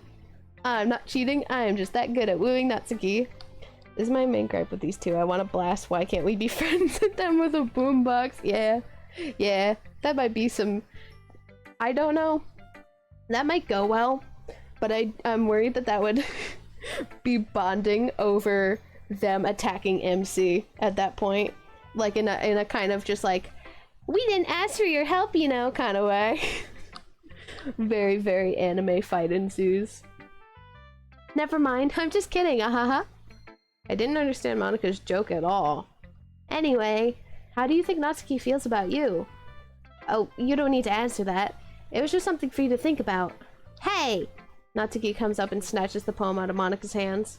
Neither of us had noticed her re-enter the classroom. Did you read this, Monika? Of course, I liked it. You should really stop reading things that aren't for you, you know. You have a bad habit of doing that. Eh? But Momo wrote this poem, and we're supposed to share with everyone, right? Natsuki freezes. She apparently forgot that my poem is technically for everyone to read. Okay, well, I think Momo is done sharing this poem with everyone. It's not like anyone would want to read this anyway. In fact, I'm just gonna hold on to this. That's really cute. If you insist. By the way, Redder says hi. Oh yeah, I say hi to Redder. That's really sweet. What? What are you looking at me like that? Like what? Never mind. Well, I guess Natsuki has my poem now. Not that I really planned on keeping it. Anyway, read my poem now. And no, I won't let you keep it. This is my only copy. I'll be your beach. Your mind is so full of troubles and fears that diminished your wonder over the years. But today I have a special place, a beach for us to go. A shore reaching beyond your sight, a sea that sparkles with brilliant light. The walls in your mind will melt away before the sunny glow. I'll be the beach that washes your worries away. I'll be the beach that you daydream about each day. I'll be the beach that makes your heart leap in a way you thought had left you long ago. Let's bury your heavy thoughts in a pile of sand, bathe in sunbeams and hold my hand. Wash your insecurities in the salty sea and let me see you shine. Let's leave your memories in a footprint trail, set you free in my windy sail, and remember the reasons you're wonderful when you press your lips to mine. I'll be the beach that washes your worries away. I'll be the beach that you daydream about each day.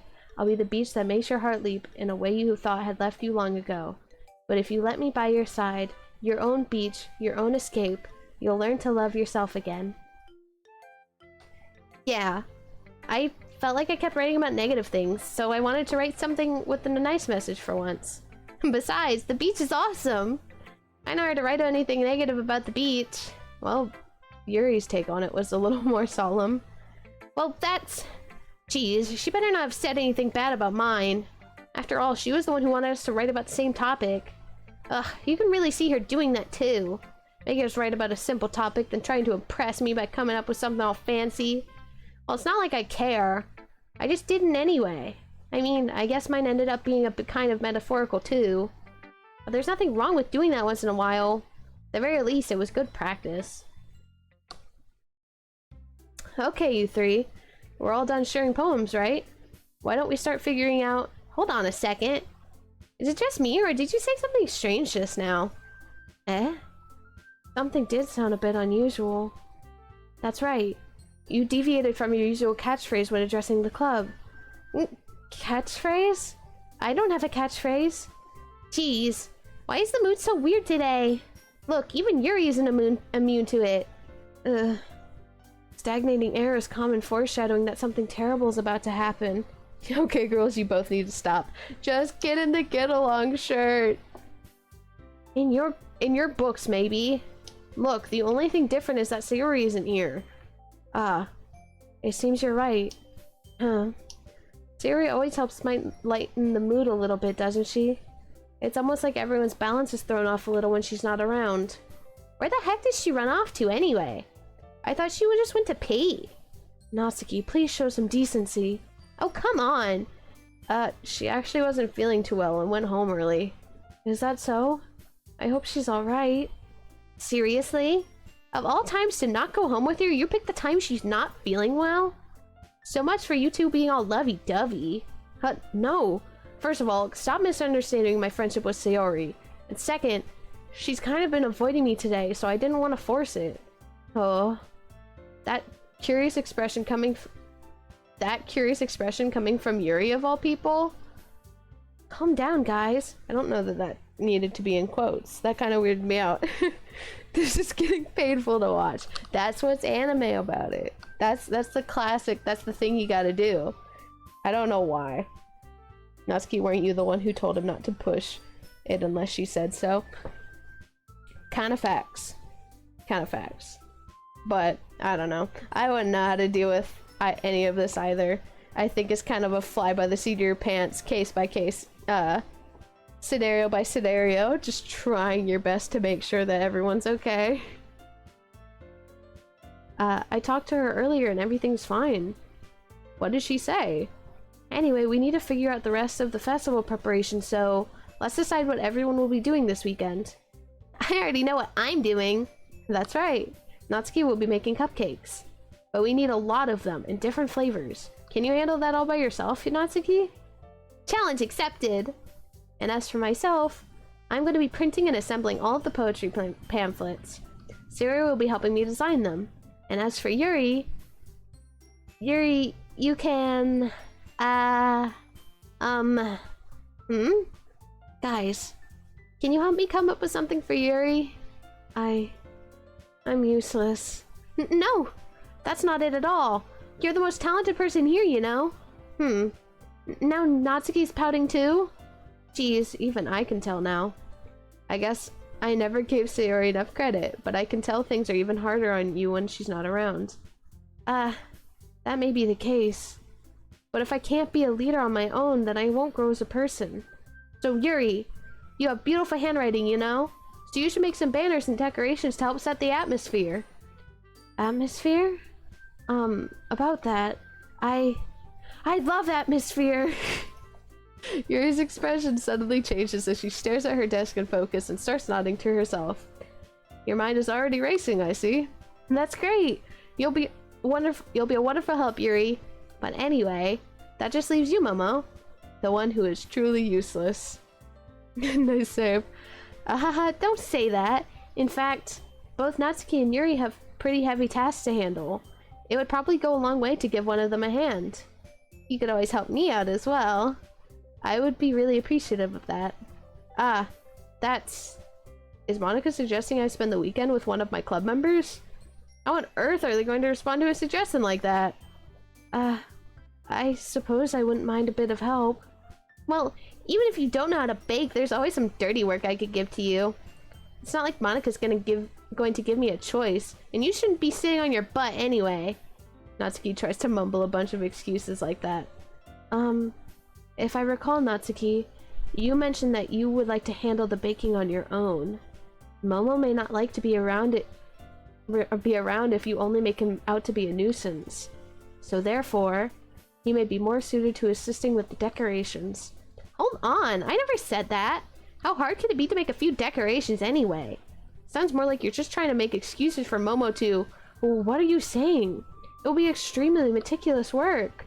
And baking isn't? Just what do you think? Guys, let's settle down for a moment. In the end, I think it's up for Momo to decide how he'd like to contribute. Besides, he hasn't really gotten the chance to spend any time with me yet, you know? So I'm sure he's interested in... You literally just said, I'm surprised as well. Sorry. I was just saying, though. Jeez. Can we just settle this already? Yeah. Momo, you're okay with this, right? In the end, it's up to you. Of course. Save. Anywho. Of course. Very well. In that case, everyone looks straight at me. But of course, I'm going to go with Monica. Well, I guess I should probably be helping Monica. Yay, you picked me. Hold on 1 second. Yeah. Monica, you're the one who needs the least help out of all of us. But I agree with Natsuki. Not only is your work already most suitable for one person, but you already have Sayori as well. But Momo was the one who... that doesn't matter. You were the one who scared him into picking you in the first place. You're the club president, Monica. You're supposed to make responsible decisions for the club. Monica, you shouldn't let any ulterior motives interfere with this decision. Ulterior motives? What are you saying, Yuri? In fact, it sounds like you guys are the ones with ulterior motives. Excuse me? Otherwise, this wouldn't have been made into such a big deal in the first place. That's completely false, Monica. Yeah! We have a lot of work to do, you know. We won't do as good of a job if you make us work alone. Maybe that's true. Think of the club, Monica. If we want our event to succeed, then we need to appropriately distribute our resources. So are you gonna do the right thing, President? Okay, I get it. It's technically most logical for Momo to help one of you two.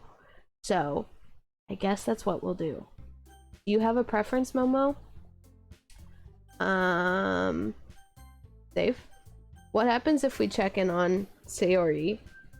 I say again, painful to watch. No, it absolutely is. And I feel bad, like, in the context of just, like, your average visual novel, I feel bad for Monica. She got slumped out of her choice. We so rarely get to pick her. I'm gonna check in on Sayori. I mean, if it's going to be anyone, then I prefer helping Sayori. I mean, we're already neighbors, and Monica said that Sayori was helping her. Jeez, do you really hate us that much? No. Sorry, I didn't mean for this to be difficult. Just think of the club, okay? I'm going with Natsuki because I've seen Yuri's about 800 times. Well, baking sounds like it could be fun. And you guys make it sound like a lot of work, so it could probably use 2 people. Don't worry, baking is a ton of fun. You'll definitely agree. Just a minute ago you were saying that. That's because... Never mind, okay? Well, anyway, you'll be fine by yourself, right, Yuri? Of course. I'm used to it after all. Inappropriate. Bad timing, Yuri. That's good. Even though Yuri is being melodramatic, it's a little hard not to feel bad. So that's everything, right? Anything else we need to talk about? No, I think that's it. Are you guys excited? Yes! Everything except the performance is gonna be awesome! I don't think that really counts. What about you, Momo? Me? I guess you could say I'm interested in how this will turn out. That's good enough for me. What about you, Yuri? Yuri? She's still sulking. Natsuki starts pouting too. It's not that big of a deal or anything. Well, it might not be just that. I think that Yuri might just be feeling a little underappreciated in general. Having to come up with something for her to do and then nobody offering to help. That doesn't mean... Natsuki glances back and forth between everyone with a worried expression. Look. Natsuki goes over and puts her hand down on Yuri's shoulders. Yuri, you really are the most talented one here. Oh, yay! Your friends are so nice. Tell Max I said hi too. And you're going to help make the event a lot more fun and welcoming. I mean, the cupcakes will probably help a lot too, but you're going to make the atmosphere special. That will be really important for the way that people feel during the performances. So, you need to stop being dumb and give yourself a little more credit. Natsuki releases her hands and turns around to face the other direction. You didn't really mean that, did you? Not really, but Yuri isn't the only one surprised. You might have wanted to keep that to yourself, Natsuki. But he and Redder can't join tonight, so they wanted me to say hi for them. Oh, I really appreciate it from both of them, and I appreciate the thought. That's really sweet. Monica and I are also taken aback by Natsuki's words. I can't believe that Natsuki admitted that she was like, no, I don't really mean it. Natsuki, of all people, to be saying such encouraging things. But I begin to understand. Natsuki was trying to sound like Sayori. Even if it didn't work out perfectly, I can tell that she tried to say something Sayori would say at a time like this. Because Sayori always helps everyone smile and feel good about themselves. I'm sorry for being dumb. Do you see what I mean with this trope though? No, like the base game is very, very trope heavy, and I feel like they probably did it to make the drop and the subversion all the more intense.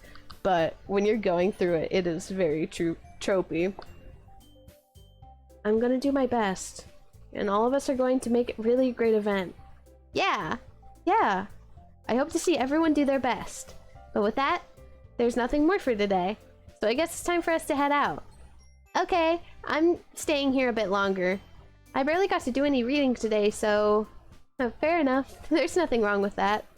Everyone packs up their things. I start to follow Monica and Yuri out the door as they chat between each other. Where are you going? Eh? We still need to figure out our plans for this weekend. You literally would have gone home and realized that you didn't even have a way to contact me. Oh, that's true. I have no idea how that slipped my mind. Geez, good thing I stopped you. I'm giving you my number, okay? You better not make it weird or anything. Why would I do that? Natsuki gives me her number. Okay, I'm coming over on Sunday. I'll bring all the ingredients. Wait, you're coming to my house? Well, yeah. What's wrong with that? I mean, I just figured that since I'm the one helping, I would be going over to your house. Yeah, right. Like, I could have a guy over at my house. My dad would kill me. Really? That's kind of strict if you ask me. Yeah, how do you think I feel? I can't do anything when my dad is home. Anyway, I just need to complain for a second. We have each other's numbers now. That's all I needed from you. I guess I'll text you when I'm coming over. Alright, fine by me. Yeah. Yeah, I'm really gonna show you why I love baking so much. So you'd better look forward to it. Oh? Didn't you say you were just going to give me the dirty work? Well, I was just saying that. It's not like I could act like in front of everyone that I was looking forward to this. Wait, really? Well, kind of. Just because I never got to bake with someone else before. That's all it is, so... Alright, I get it. Sorry for overreacting. Anyway, I'll be heading out now. See you on Sunday. Never mind. Can her dad please stop existing? Oh, yeah, we're gonna make that happen. I can't believe this! Natsuki is going to be coming by my house on Sunday? Even though I would have preferred to do this with Sayori, my anxiety still shoots through the roof. I guess I've gotten pretty used to handling her at this point. But who knows what might end up happening when we're outside of school. She even told me she was looking forward to it. I shake my head. Why do I feel nervous that Sayori finds out about this? It's not like we feel that way about each other. Besides, like Monica said, this is about the club. I have nothing to worry about. If I just go with it, then I'll have a good time. Check on Sayori, check on her now. I don't have that button available to me. I do have the save button though. It's already Sunday. I've been getting increasingly anxious about Natsuki's upcoming visit. I keep telling myself there's no reason to be nervous, but it doesn't help much. I wonder if she'll act any different when it's just the two of us. Meanwhile, she's been texting me a lot. We sent each other one after... What? Oh, we sent each other one after exchanging numbers to double check, but it turned into a conversation. I'm sorry, I'm dumb. She's almost a different personality on the phone, using tons of emojis and cute language. She also really likes complaining about things, but I kind of saw that one coming. But putting Natsuki aside, I haven't heard a thing from Sayori since she left club early the other day. It's not like we text each other all the time or anything, but I've been worried about her in the back of my mind. Between what Sayori said and what Monica said, is it really okay for me to put Sayori's feelings aside when she might need me? I think I'm gonna do my best to get to the drop, quote unquote, and then we'll stop there. We're gonna be starting so that the next time we start, we'll get into like the meat of things. I decide to visit Sayori before Natsuki comes over. Rather than asking, I simply tell her I'm coming over, much like we've done in the past. Once I reach Sayori's house, I knock on the door before entering it myself. Again, we used to play so often that we've made a habit of simply entering each other's houses like we were family. The house is quiet. Sayori isn't anywhere on the first floor, so I assume she's up in her room. It's already strange of her to not run down and greet me. I head up to the bedroom, where I finally find her. Sayori? Hi, Mama. I sit down in her room. Sayori forces a smile, but it's easy to tell that she's different. There's a minute of silence between us. You haven't come over like this in a long time, have you? I guess you're right. It has been a long time. Not much has really changed, has it? Sayori's room is as messy as it's always been. I also recognize the same stuffed animals and wall decorations that she's had for years now. If you came over more often, it wouldn't be such a mess. That's because I end up cleaning it for you. How come you suddenly wanted to come over today? Aren't you supposed to see Natsuki today? Yeah, but... Wait, how did you know that? Sayori had already left by the time we decided that last meeting. Monica told me. It's only natural for her to keep me informed about the festival preparations, right? That's true. But what about you? Aren't you going to be helping Monica today? Of course! But I'm just helping her online. We didn't plan to meet up or anything. So it's just me and Natsuki then. Yep. There's more silence between us. Sayori stares in a random direction. Everything about her behavior is really uncharacteristic. I finally get to the point. I just wanted to see how you were doing. After you left on Friday. When something's wrong, you can't hide it from me. I know you too well. So, Sayori smiles, shaking her head. That's no good, Momo. Why can't it just be like it's always been? This is all my fault. If I didn't get so weak and accidentally express my feelings, if I didn't make that stupid mistake, then you wouldn't have been worried about me at all. You wouldn't have come here. You wouldn't have even be thinking about me right now. But this is just my punishment, isn't it? I'm getting punished for being so selfish. I think that's why the world decided to have you come over today. It just wants to torture me. Sayori! I grab Sayori by the shoulders. What on earth are you saying? Are you listening to yourself right now? I know something happened to you. There's no other explanation for you to be like this. So tell me already. Until I know, I won't be able to stop thinking about it. Sayori gives me an empty smile. You really put me in a trap, Momo. But you're wrong. Nothing happened to me. I've always been like this. You're just seeing it for the first time. Seeing what? What are you talking about, Sayori? You're really just gonna make me say it, aren't you, Momo? I guess I have no choice this time. The thing is, I've had really bad depression my whole life. Did you know that? Why did you think I'm late to school every day? Because most days I can't even find a reason to get out of bed. What reason is there to do anything when I fully know how worthless I am? Why go to school? Why eat? Why make friends? Why make other people put their energy and caring to waste by having them spend it on me? That's what it feels like. And that's why I just want to make everyone happy, without anyone worrying about me. I'm in shock. I can't even figure out how to respond. How is it possible that Sayori kept this from me the entire time that I've known her? Maybe because you're an idiot. This is where I really start to dislike MC, because it's just, ugh. The entire way that he handles Sayori's depression just gets on my nerves. Does she really want so badly for me to just not think about her? Why, Sayori? Why is it that you've never told me about this? It almost feels like I've been betrayed as your close friend. This sucks. That sucks. That's awful. That's terrible. That is not the thing to say in this situation. This is why MC sucks. Because if I knew, I would have done everything I could to support you. Like this, I get the sentiment. It's not about you right now. Like, you can absolutely feel, like, I can't believe that I've never heard this before. Like, this is a shock to me. But why is it that you've never told me about this? That's whack. It's about her right now, not about you. Even if there's only so much that I could do, I would have tried a little harder to make every day a little better for you. That's why I'm your friend. All you had to do was tell me. You don't understand at all, Momo. Why do you think I didn't tell you?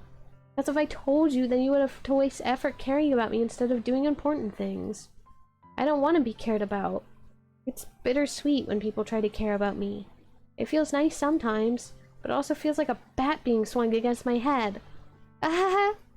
That's why I wanted so badly for you to make friends with everyone else. Helping everyone be happy together is the best thing for me. But then I discovered something else too. Seeing you make friends and get closer with everyone in the club, it feels like a spear going through my heart. So that's why I decided the world just wants to torture me. Every path leads to nothing but hurt. You're right that I don't understand. I don't understand your feelings at all, Sayori, but I don't need to understand. Whatever it takes for me to help you stop hurting, that's what I'll do. No, Momo. There's nothing. Nothing at all. The only thing that could have helped is if everything could be like it always was. But I was selfish. I finally showed you what a horrible person I am. Tears streaked down Sayori's face. I made you join the literature club because I was selfish. And I was punished by my heart hurting in a way that I couldn't understand. And now you came here and I made you hurt too. I'm just weak and selfish. That's all I am. And that's why I'm going to accept these punishments. Because I deserve every last one. Without thinking, I once again grabbed Sayori's shoulders. This time I pull her into a tight embrace. Momo. Sayori, I don't care if you feel selfish. I'm really happy that you convinced me to join the club. Seeing you every day makes it worthwhile enough. If I make friends with everyone else, then that's just a bonus. But please never underestimate how much I care about you. This is good. This is good. I think what he means is he feels betrayed because he's been oblivious to his friend's suffering for years, and if he knew, he could have done something sooner, though I agree that was not the thing to say. No, exactly, like, I understand the sentiment that he has, where, like, he wished he could have helped sooner. Not to not to get, like, a little bit weird or a little bit deep into this, but, in my own therapy, even, like, in simpler bases, like when I was in high school and stuff, I was taught about using things called I statements, where it helps a lot to get your point across to a person if you reflect it in a way that shows that this is how you feel, that's not necessarily what the situation is. So if he said that, like, I feel hurt that I didn't know about this, that would be one thing. But he said, why didn't you tell me? Which is rude. So the way you word things and the way you phrase things change a lot of the tone and the emotionality behind what you were saying. So it would have been one thing completely if he said, like, oh, I feel so hurt that I didn't know about this, like, I wish I could have done something more, I wish I knew about this earlier. By saying that, he's saying how much that he wishes he could help, but he's not blaming, he wouldn't be blaming her for not telling him. So just, I don't know, fun psychology fact. If you ever want to try to get across a point that may not be the easiest thing to talk about, it's really effective to utilize your I statements. Instead of saying that you made me feel this way, or you do this, or you do that, say, like, I feel this way. I feel that this has happened. Because that reflects that that's how you feel about something, and not that you think it's the objective truth. Little fun facts in the middle of Doki Doki Literature Club. But please never underestimate how much I care about you. Like, this stuff's good. He's using his I statements. I wouldn't have it any other way. Momo. Sayori isn't hugging me back. Despite my arms being wrapped around her, Sayori's arms remain at her sides. She starts sobbing next to my ear. No, don't do this to me. Please don't do this. Momo, Sayori barely manages to speak between her sobs. I don't know if I'm doing the right thing, but all I want is for her to know that I care. If you have it in you to call yourself selfish, then you have to let me be selfish too. No matter what it takes, I'll figure out what needs to change. I'll make these feelings go away.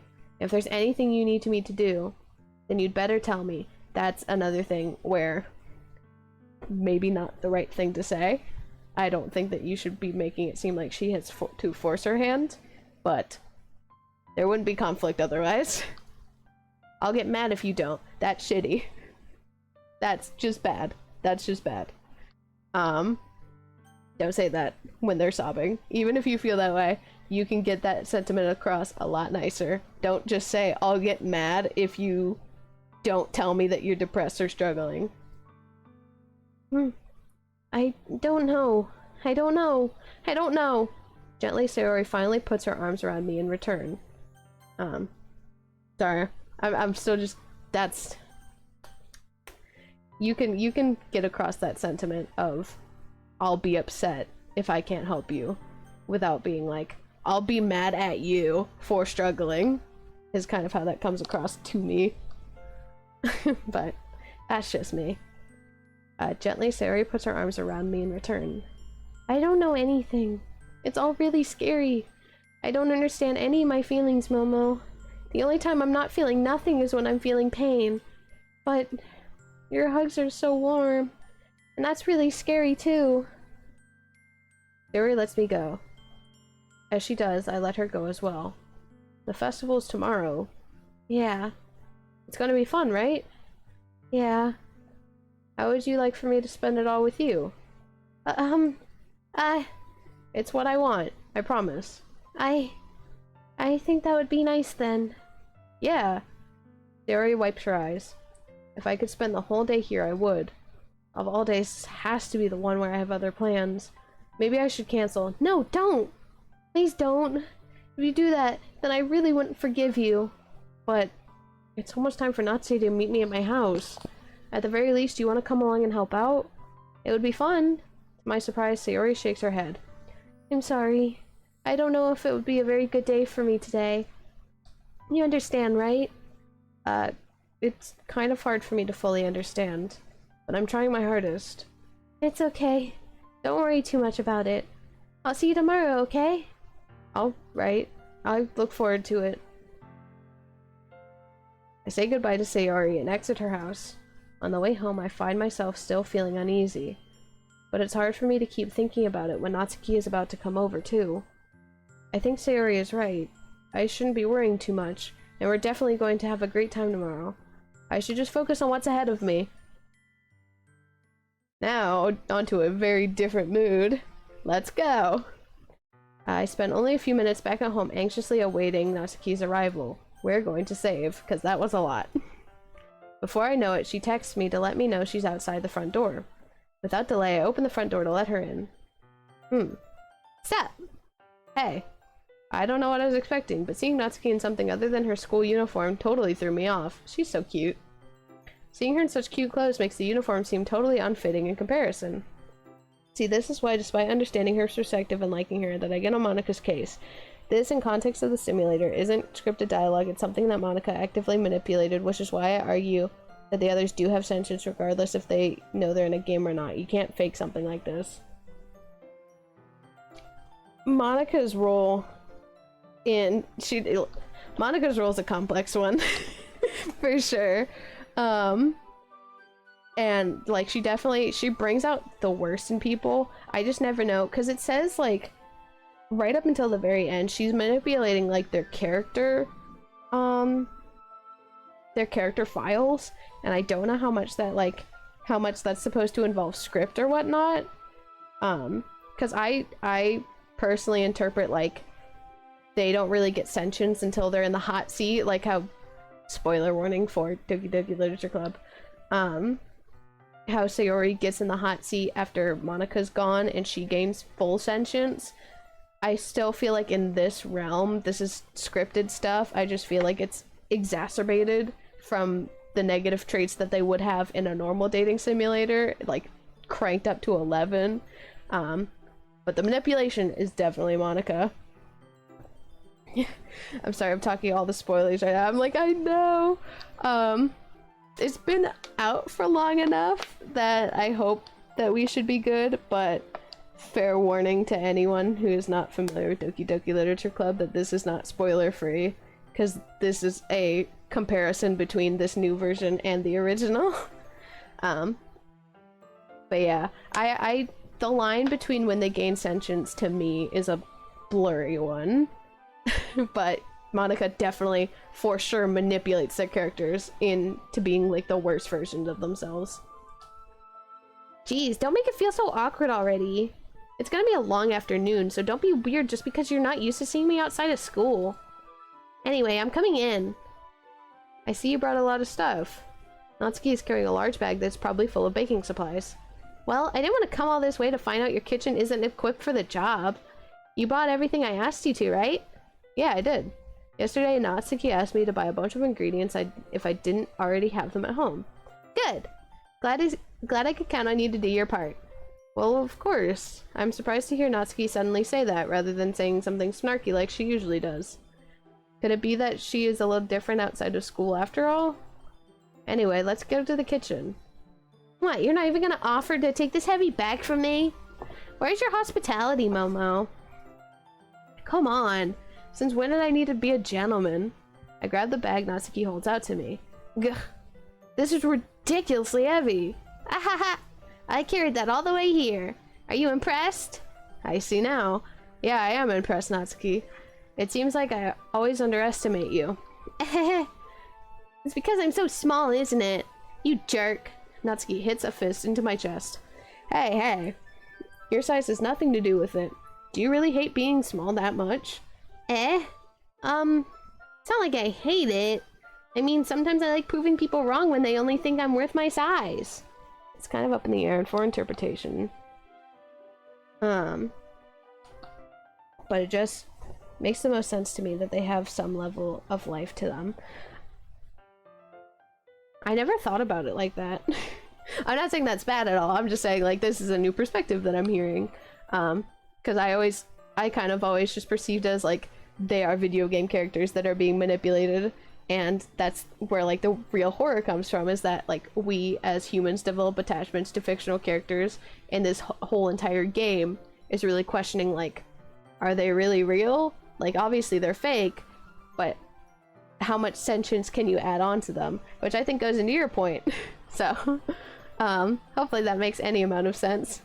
But yeah, I like hearing different. Doki Doki Literature Club is like the perfect place to talk about different interpretations, so I appreciate being able to talk about different perspectives and stuff, because this game has a lot of stuff to analyze, but hopefully that made sense. I just had never thought about it. I was just like, yeah, Monica's sentient. The rest of them are just video game characters, and that's what's spooky, so I never thought about their own sentience. It's fun when I get to be small and also better than other people, but geez, never mind. What are you making me say? Don't think you can make me talk about weird things just because we're not at school. Are we getting started or what? There's a lot of stuff I gotta teach you. What? That's a little bit more like you. You're more fun when you just speak your mind like that. Hey! Now you are treating me like a kid. I was just trying to be a little nicer to you, you know? Just because I don't have a mature and sexy figure like Yuri doesn't mean you should treat me like... Natsuki catches a word and her face turns red. Natsuki. Forget it! I didn't say anything. I should apologize. I appreciate that you were trying to be nicer. I should have been a little more considerate too. But also, if that's what you're thinking, then you should know that there are tons of guys who are into body types like yours. How would you know that anyway? Just trust me on this one. I'm uncomfortable with this conversation. Bro, that's a compliment. That's not treating you like a kid. Gross. Hey, was that to me? Who else? Man, let's just get started already. Hahaha. You get all sour when a girl calls you gross. I finally found your weakness, Momo. Natsuki smiles deviously. Please spare me. Well, if Natsuki decides to dish out more insults like that, there's no way I'm not fighting back. But she's satisfied enough for now, so finally starting to pull things out of her bag so we can get started. Before long, the whole kitchen is a mess. Spoons, dirty bowls, flour, spilled fluid, and plastic bags are strewn about every countertop. The mixer isn't big enough to make all the batter at once, so we've had to do it several times. Meanwhile, Natsuki is babysitting all of my movements to make sure I don't mess up her precious baking. Momo, where did you put the food coloring? The batter's going in the oven soon, so I need to fill the trays. I think it's still in the bag next to the table. What are you using it for? To color the batter, of course. I'm making each tray a different color. That is so cute. That way, even if the flavors aren't different, everyone can still pick their favorite. Huh, that's a cute idea. Are we doing anything like that with the icing? Do you want to? You're asking me? I don't really have a preference, so... Come on! You're not putting any heart into this at all. Can't you at least try to have fun? I'm having fun. I'm not really sure what Natsuki is trying to get out of me. Meanwhile, I see her separate the batter into smaller bowls and put a few drops of food coloring in each. I really want to bake more. I wish I knew how to bake more than I do. That's something I really would like to do because it's so fun. I like baking with friends. That does look pretty cool. See? It's not like baking is just about following instructions. The presentation is where you get to be creative and have the most fun. It's a million times more worth it in the end if just looking at it makes everyone's eyes light up. Like the ones you made on my first day, huh? I recall Natsuki proudly presenting her cat-shaped cupcakes at Sayori and Monika's delighted expressions. I wonder if I can make Natsuki proud like that too. Yeah, maybe I will use the food coloring then. It sounds like you're starting to understand. Just make sure you completely finish mixing the icing before you mess with the food coloring. Yeah, it's getting there. We were using the electric mixer for the batter, so I got stuck with a whisk and a huge bowl for the icing. Eh? The icing's still all lumpy. Are you even trying? Well, yeah. It'll just take a little longer. Jeez, I'll be here all night if you do it like that. Here, look. Natsuki grabs the whisk from me and uses her other hand to tilt the bowl back. You really need to beat the crap out of it. After a few seconds, the consistency of the icing has already improved. See? As if to emphasize, Natsuki sticks a finger in the icing and pops it into her mouth. I reluctantly start to do the same. Hey! Natsuki suddenly grabs my wrists. I don't want your gross fingers in my icing. Your icing, eh? Are you forgetting who did all the work? I start to fight back, trying to inch my finger toward the bowl. Don't make me beat the crap out of you next. I'd like to see you try. I know where this is going. I push harder, just enough for my finger to reach the icing. I triumphantly scoop some with my finger just as Natsuki tugs with all her might. Ah! The force of Natsuki pulling me causes me to stumble, making her stumble in turn. Gross! You got it on my face! Whose fault is that? There's a big glob of icing on Natsuki's cheek. She tries to reach it with her tongue, but it's too far away. Jeez. You know what? Take this! Natsuki instead wipes it off with her finger before shoving her finger towards my own face. You wish! I'm faster. I grab her wrist with my hand before it reaches my face. Natsuki tries to use her other hand to fight back, but I grab that one as well. Yep. Stop! Not until you apologize for calling me gross. Fine, fine. I'm sorry for calling you gross. You know I don't mean it. It's just fun seeing you react to it. You do that all the time, you know? Saying dumb things just to get a reaction out of me? You really shouldn't tease girls like that. Is that so? In that case, I probably shouldn't do this either. What are we doing? Okay. I take Natsuki's finger and put it in my mouth, licking off the icing. I did not know how this date went. I knew that this was the CG. I did not know the context. What? Did you seriously just... Natsuki is so surprised that she can't even figure out how to get mad at me. Her face is entirely red. Momo, you really shouldn't do that kind of things to girls unless you really like them. You know that, right? What kind of question is she asking me just like that? How did the mood turn to this so quickly? Natsuki gazes at me in silence. I notice her shallow breaths. Why am I starting to feel dizzy? Out of nowhere, the fire alarm starts going off. Natsuki rushes over to the oven. Is something burning? I thought you didn't put the cupcakes in yet. No wonder. You left a dirty tray in here, dummy. How could you make a mistake like that? You should have checked before turning the oven on. Don't blame me for your mistakes. Cheese. Natsuki uses an oven mitt to grab the blackened tray out of the oven. She sets it on top of the stove. In another moment, the fire alarm stops. Anyway, I'm putting them in the oven now. Yeah. The tension from the moment before still lingers over our heads, but the moment has already been lost. I watch as Natsuki slides the cupcake trays into the oven. Then I reluctantly pick up the whisk and continue with the icing like nothing ever happened. And there it is. That smells so good. The cupcakes are ready to be pulled out of the oven. As soon as Natsuki opens the oven door, a blast of sweet-smelling warm air fills the room. Look at how cute they all look. She proudly shows off the different colored cupcakes in each of the trays. They'll look even better once we add the icing. Not like you need to tell me that. I brought decorating stuff, so I hope you can get creative. Here, scoop the icing into these bags. Natsuki hands me some plastic bags. I have these nozzles that will make it look all nice and fluffy. This one can even make flowers. You probably won't be using it this time, though. What's this one for? I pick up one of the nozzles that has a much thinner tip than the others. That one's really thin, so you can use it to make stripes or other patterns. But you can also use it to write stuff on the cake. Like happy birthday or whatever. Huh, I see. That gives me an idea, actually. Well, it's a literature event, right? We could make it more literature themed by writing a different word on each of the cupcakes. It'd be fun to see people choose their cupcake based on the word they like. I was kind of expecting you to say something really stupid, but that's actually a really cute idea, so... Maybe I'm getting it from you. What's that supposed to mean? Who just leaves used trays in the oven? That's a hazard. MC's not smart. MC's not a smart person. I'm not cute. Come on. We're not school. Nobody's judging. You can't dress and act like this and not expect me to think you're cute. Well, Natsuki's voice trails off. Same with you. Eh? Did you say something? No, nothing! Let's just do the icing.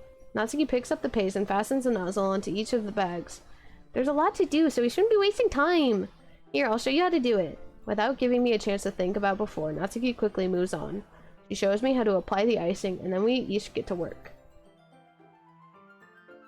When we're finally finished, Natsuki puts them all side by side to admire our work. Look how pretty they are together! Yeah, they are, aren't they? I wish I could have one now. Well, there's no reason you can't, right? I don't see any harm in that. Well, yeah, but my dad's making dinner tonight, so I really need to save my appetite.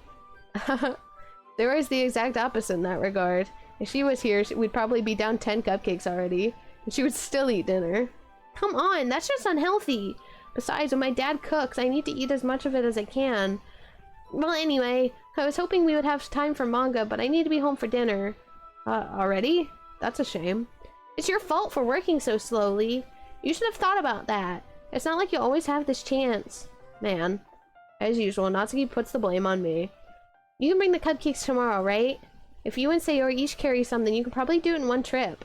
Yeah, I can do that. And don't worry, I won't let her eat any.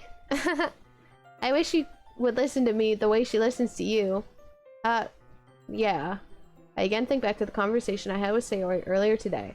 I felt so helpless. Sayori always does listen to me, but at that point it felt like she couldn't listen to me at all. Okay, I'm all packed up. Good work today. You too. I'll walk you out, I guess.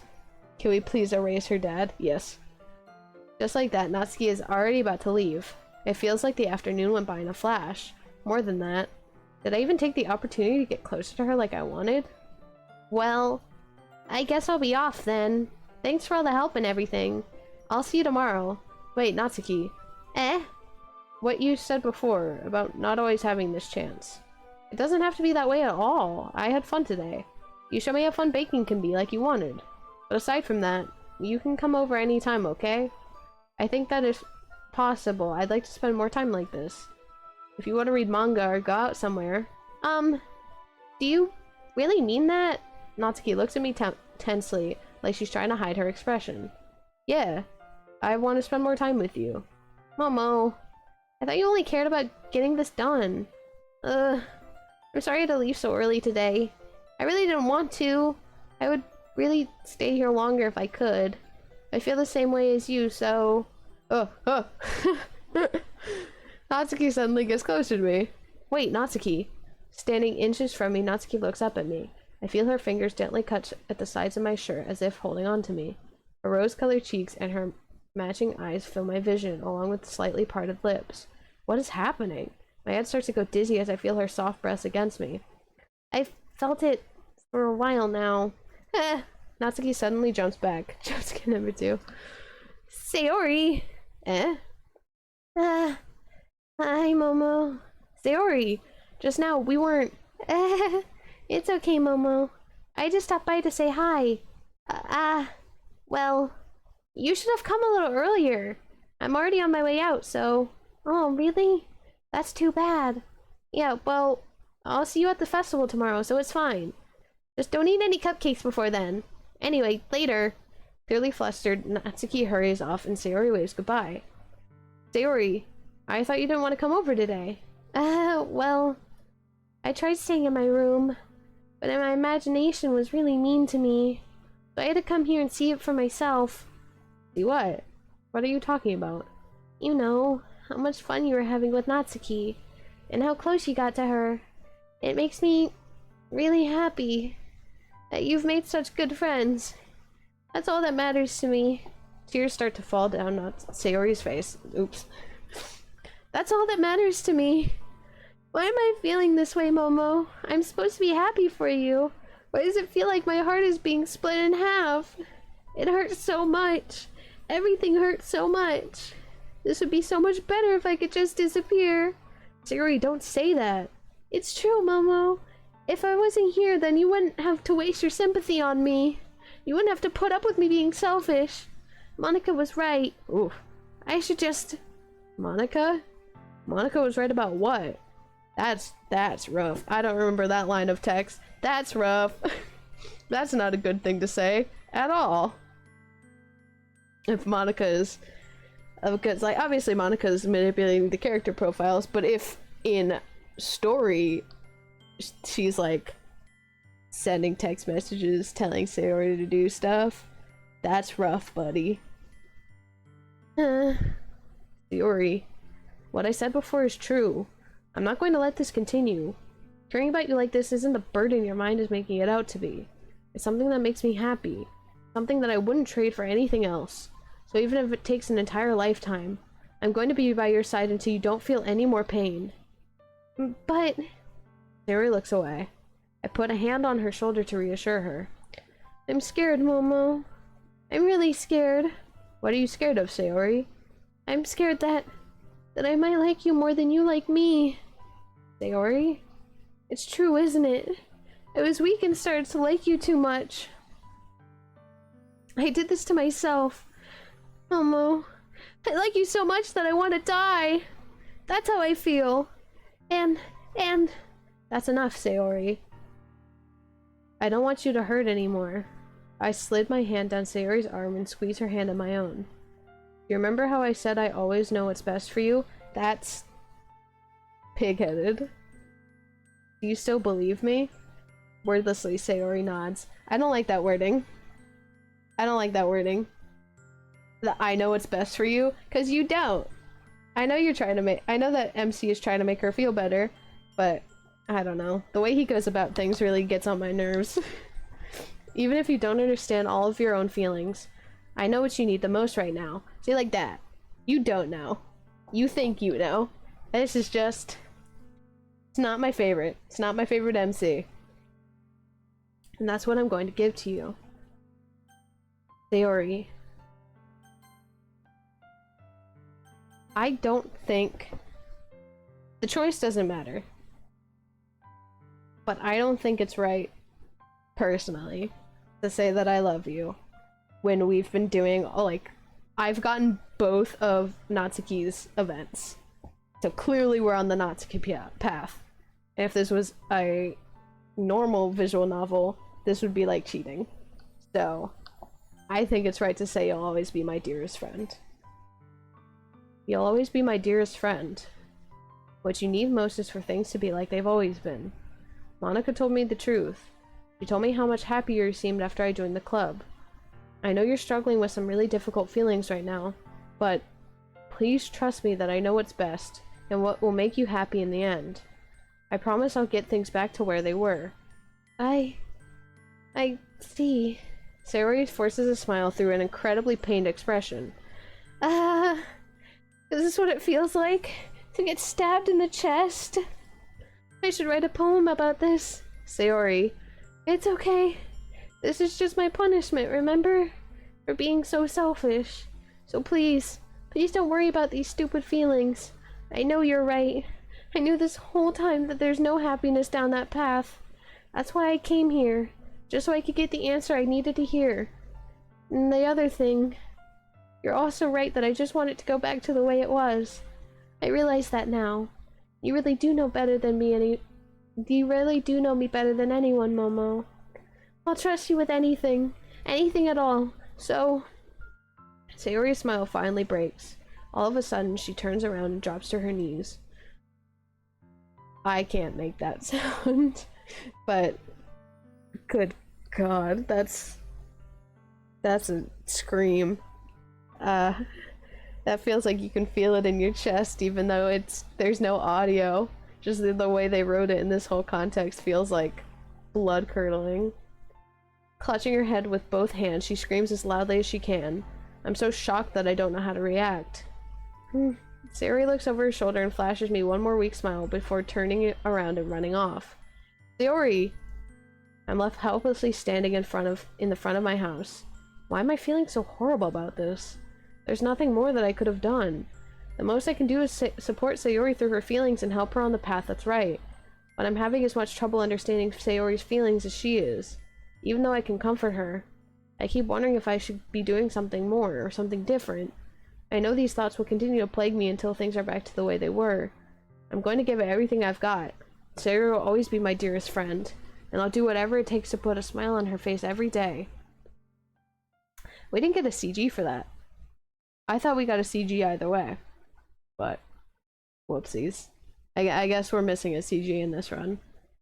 Is that Monica after this? In the end, not only remembers this moment, but brushes it all off when she did this. Yeah. From Monica's perspective, she doesn't, I think that's an interesting point and why she's such an interesting villain. Hi! Hi!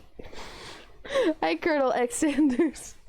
I thank you for following. I really appreciate it.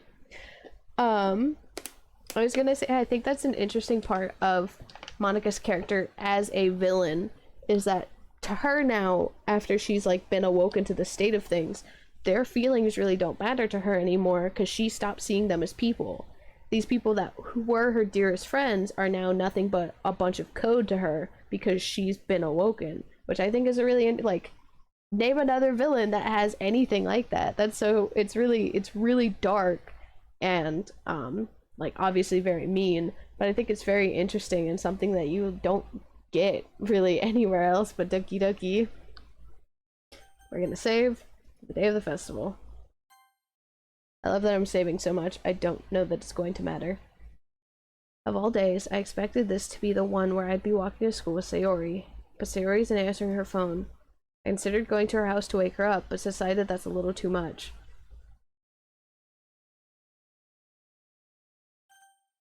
Sit in silence for a second. Meanwhile, the preparations for the event should be nearly complete. I managed to carry all the cupcakes myself by carefully stacking 2 trays. Natsuki is already texting up a storm, but I can't respond thanks to my hands being full. Funnily enough, I probably feel the same way as Natsuki about the event. I'm more excited for it to be over so I can spend time with Sayori and Natsuki at the festival. But knowing Monica, I'm sure the event will be great too. I'm gonna look away. Let me know when it's safe to look again. There's going to be an audio cue.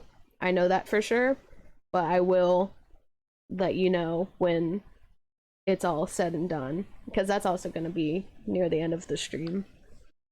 Momo, you're the first one here. Thanks for being early. Can we talk about how chilling it is that there is no music right now? Just zero. Absolutely none. That's funny. I thought at least Yuri would be here by now. Monica's placing little booklets on each one of the desks in the classroom.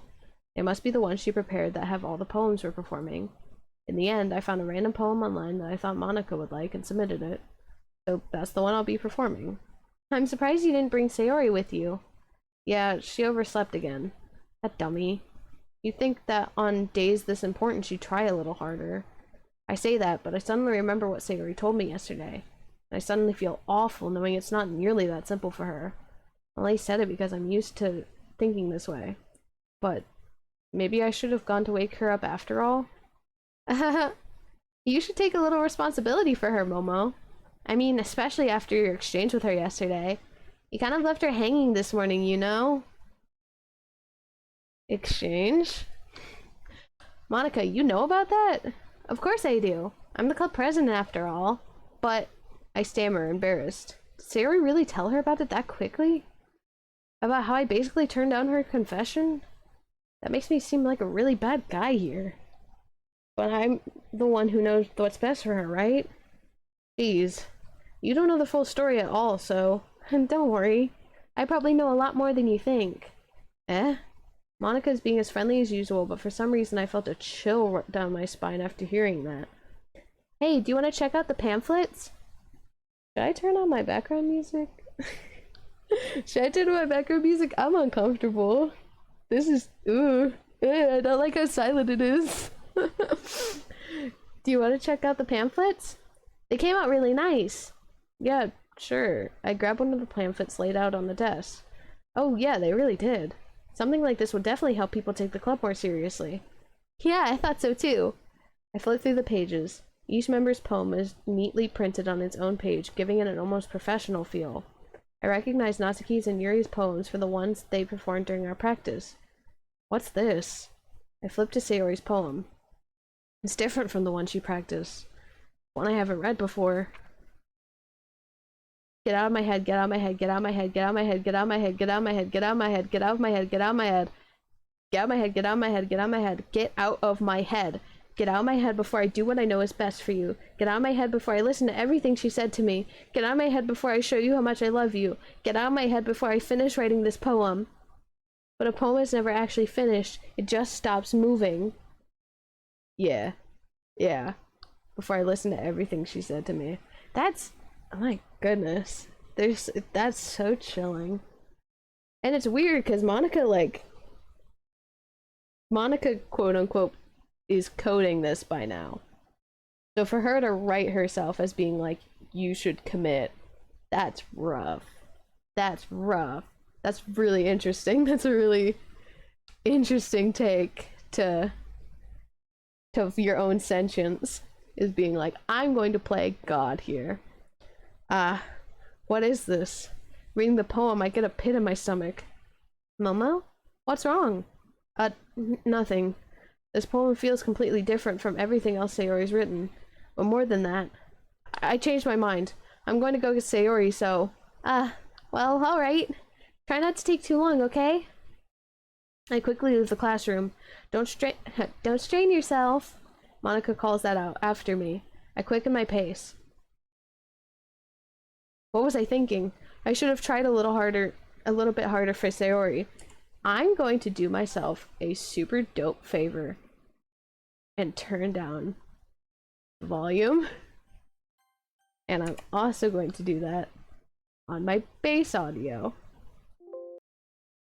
It's not a big deal to at least wait for her or help her wake up. Yeah, you should look away. Oh, I'm so nervous for the audio sting. Even the simple gesture of walking her to school makes her really happy. Besides, I told her yesterday that things will be the same as they'd always been. That's all she needs, and that's what I want to give her. I reach Sayori's house and knock on the door. I don't expect an answer since she's not picking up her phone either. Like yesterday, I open the door and let myself in. Sayori truly is a heavy sleeper. I know exactly what happens, but I'm still like, ah! I swallow. I can't believe I ended up doing this after all. Waking her up in her house. Isn't that more like something a boyfriend would do? In any case, it just feels right. Outside Sayori's room, I knock on her door. Sayori, wake up, dummy. There's no response. I really didn't want to have to enter a room like this. Isn't this kind of a breach of privacy? But she really leaves me no choice. I gently open the door. Sayori. Ooh.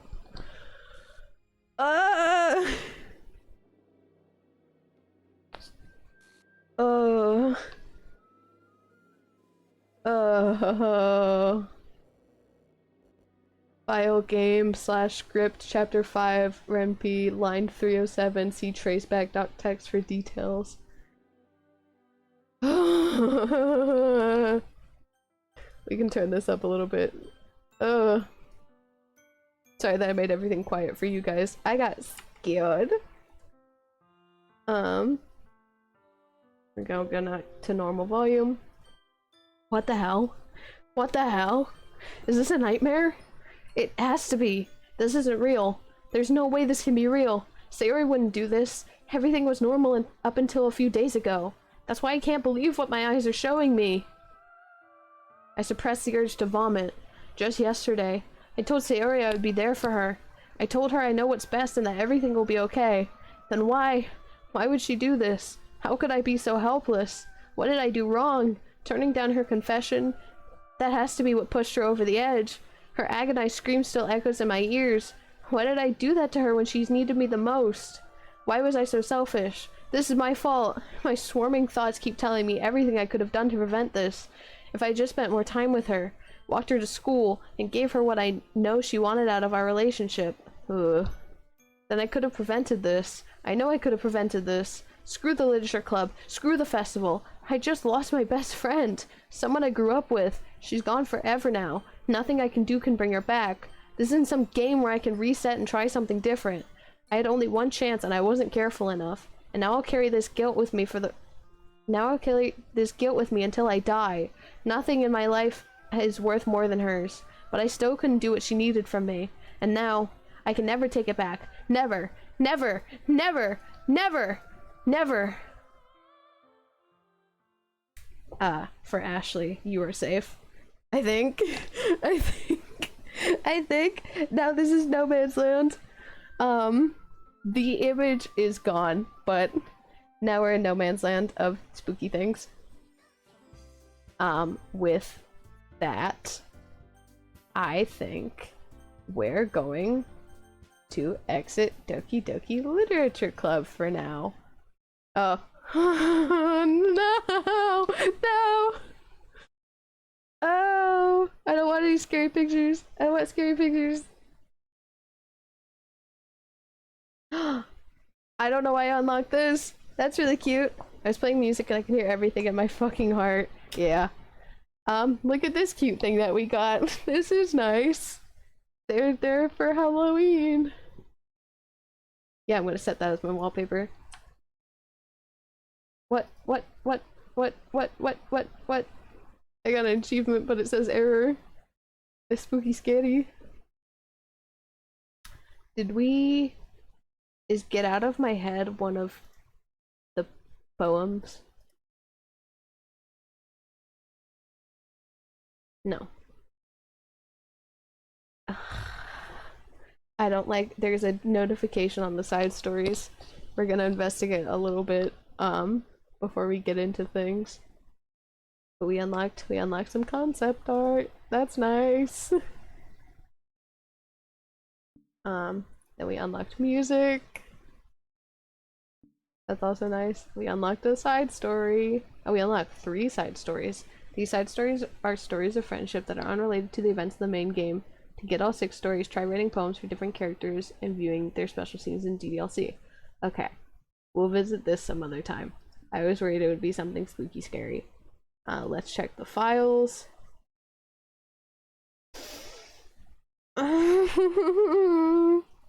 Happy thoughts. Happy thoughts.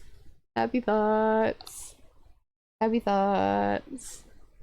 If we go to characters, there's only 3. Uh-oh. Uh-oh. Game. Saves. There's all our saves. I don't know if we'll get them back. We're going to quit for now because that was a lot. That was a lot. Let me go. Just chatting for now while I quit the game. Oh my goodness. That was so much.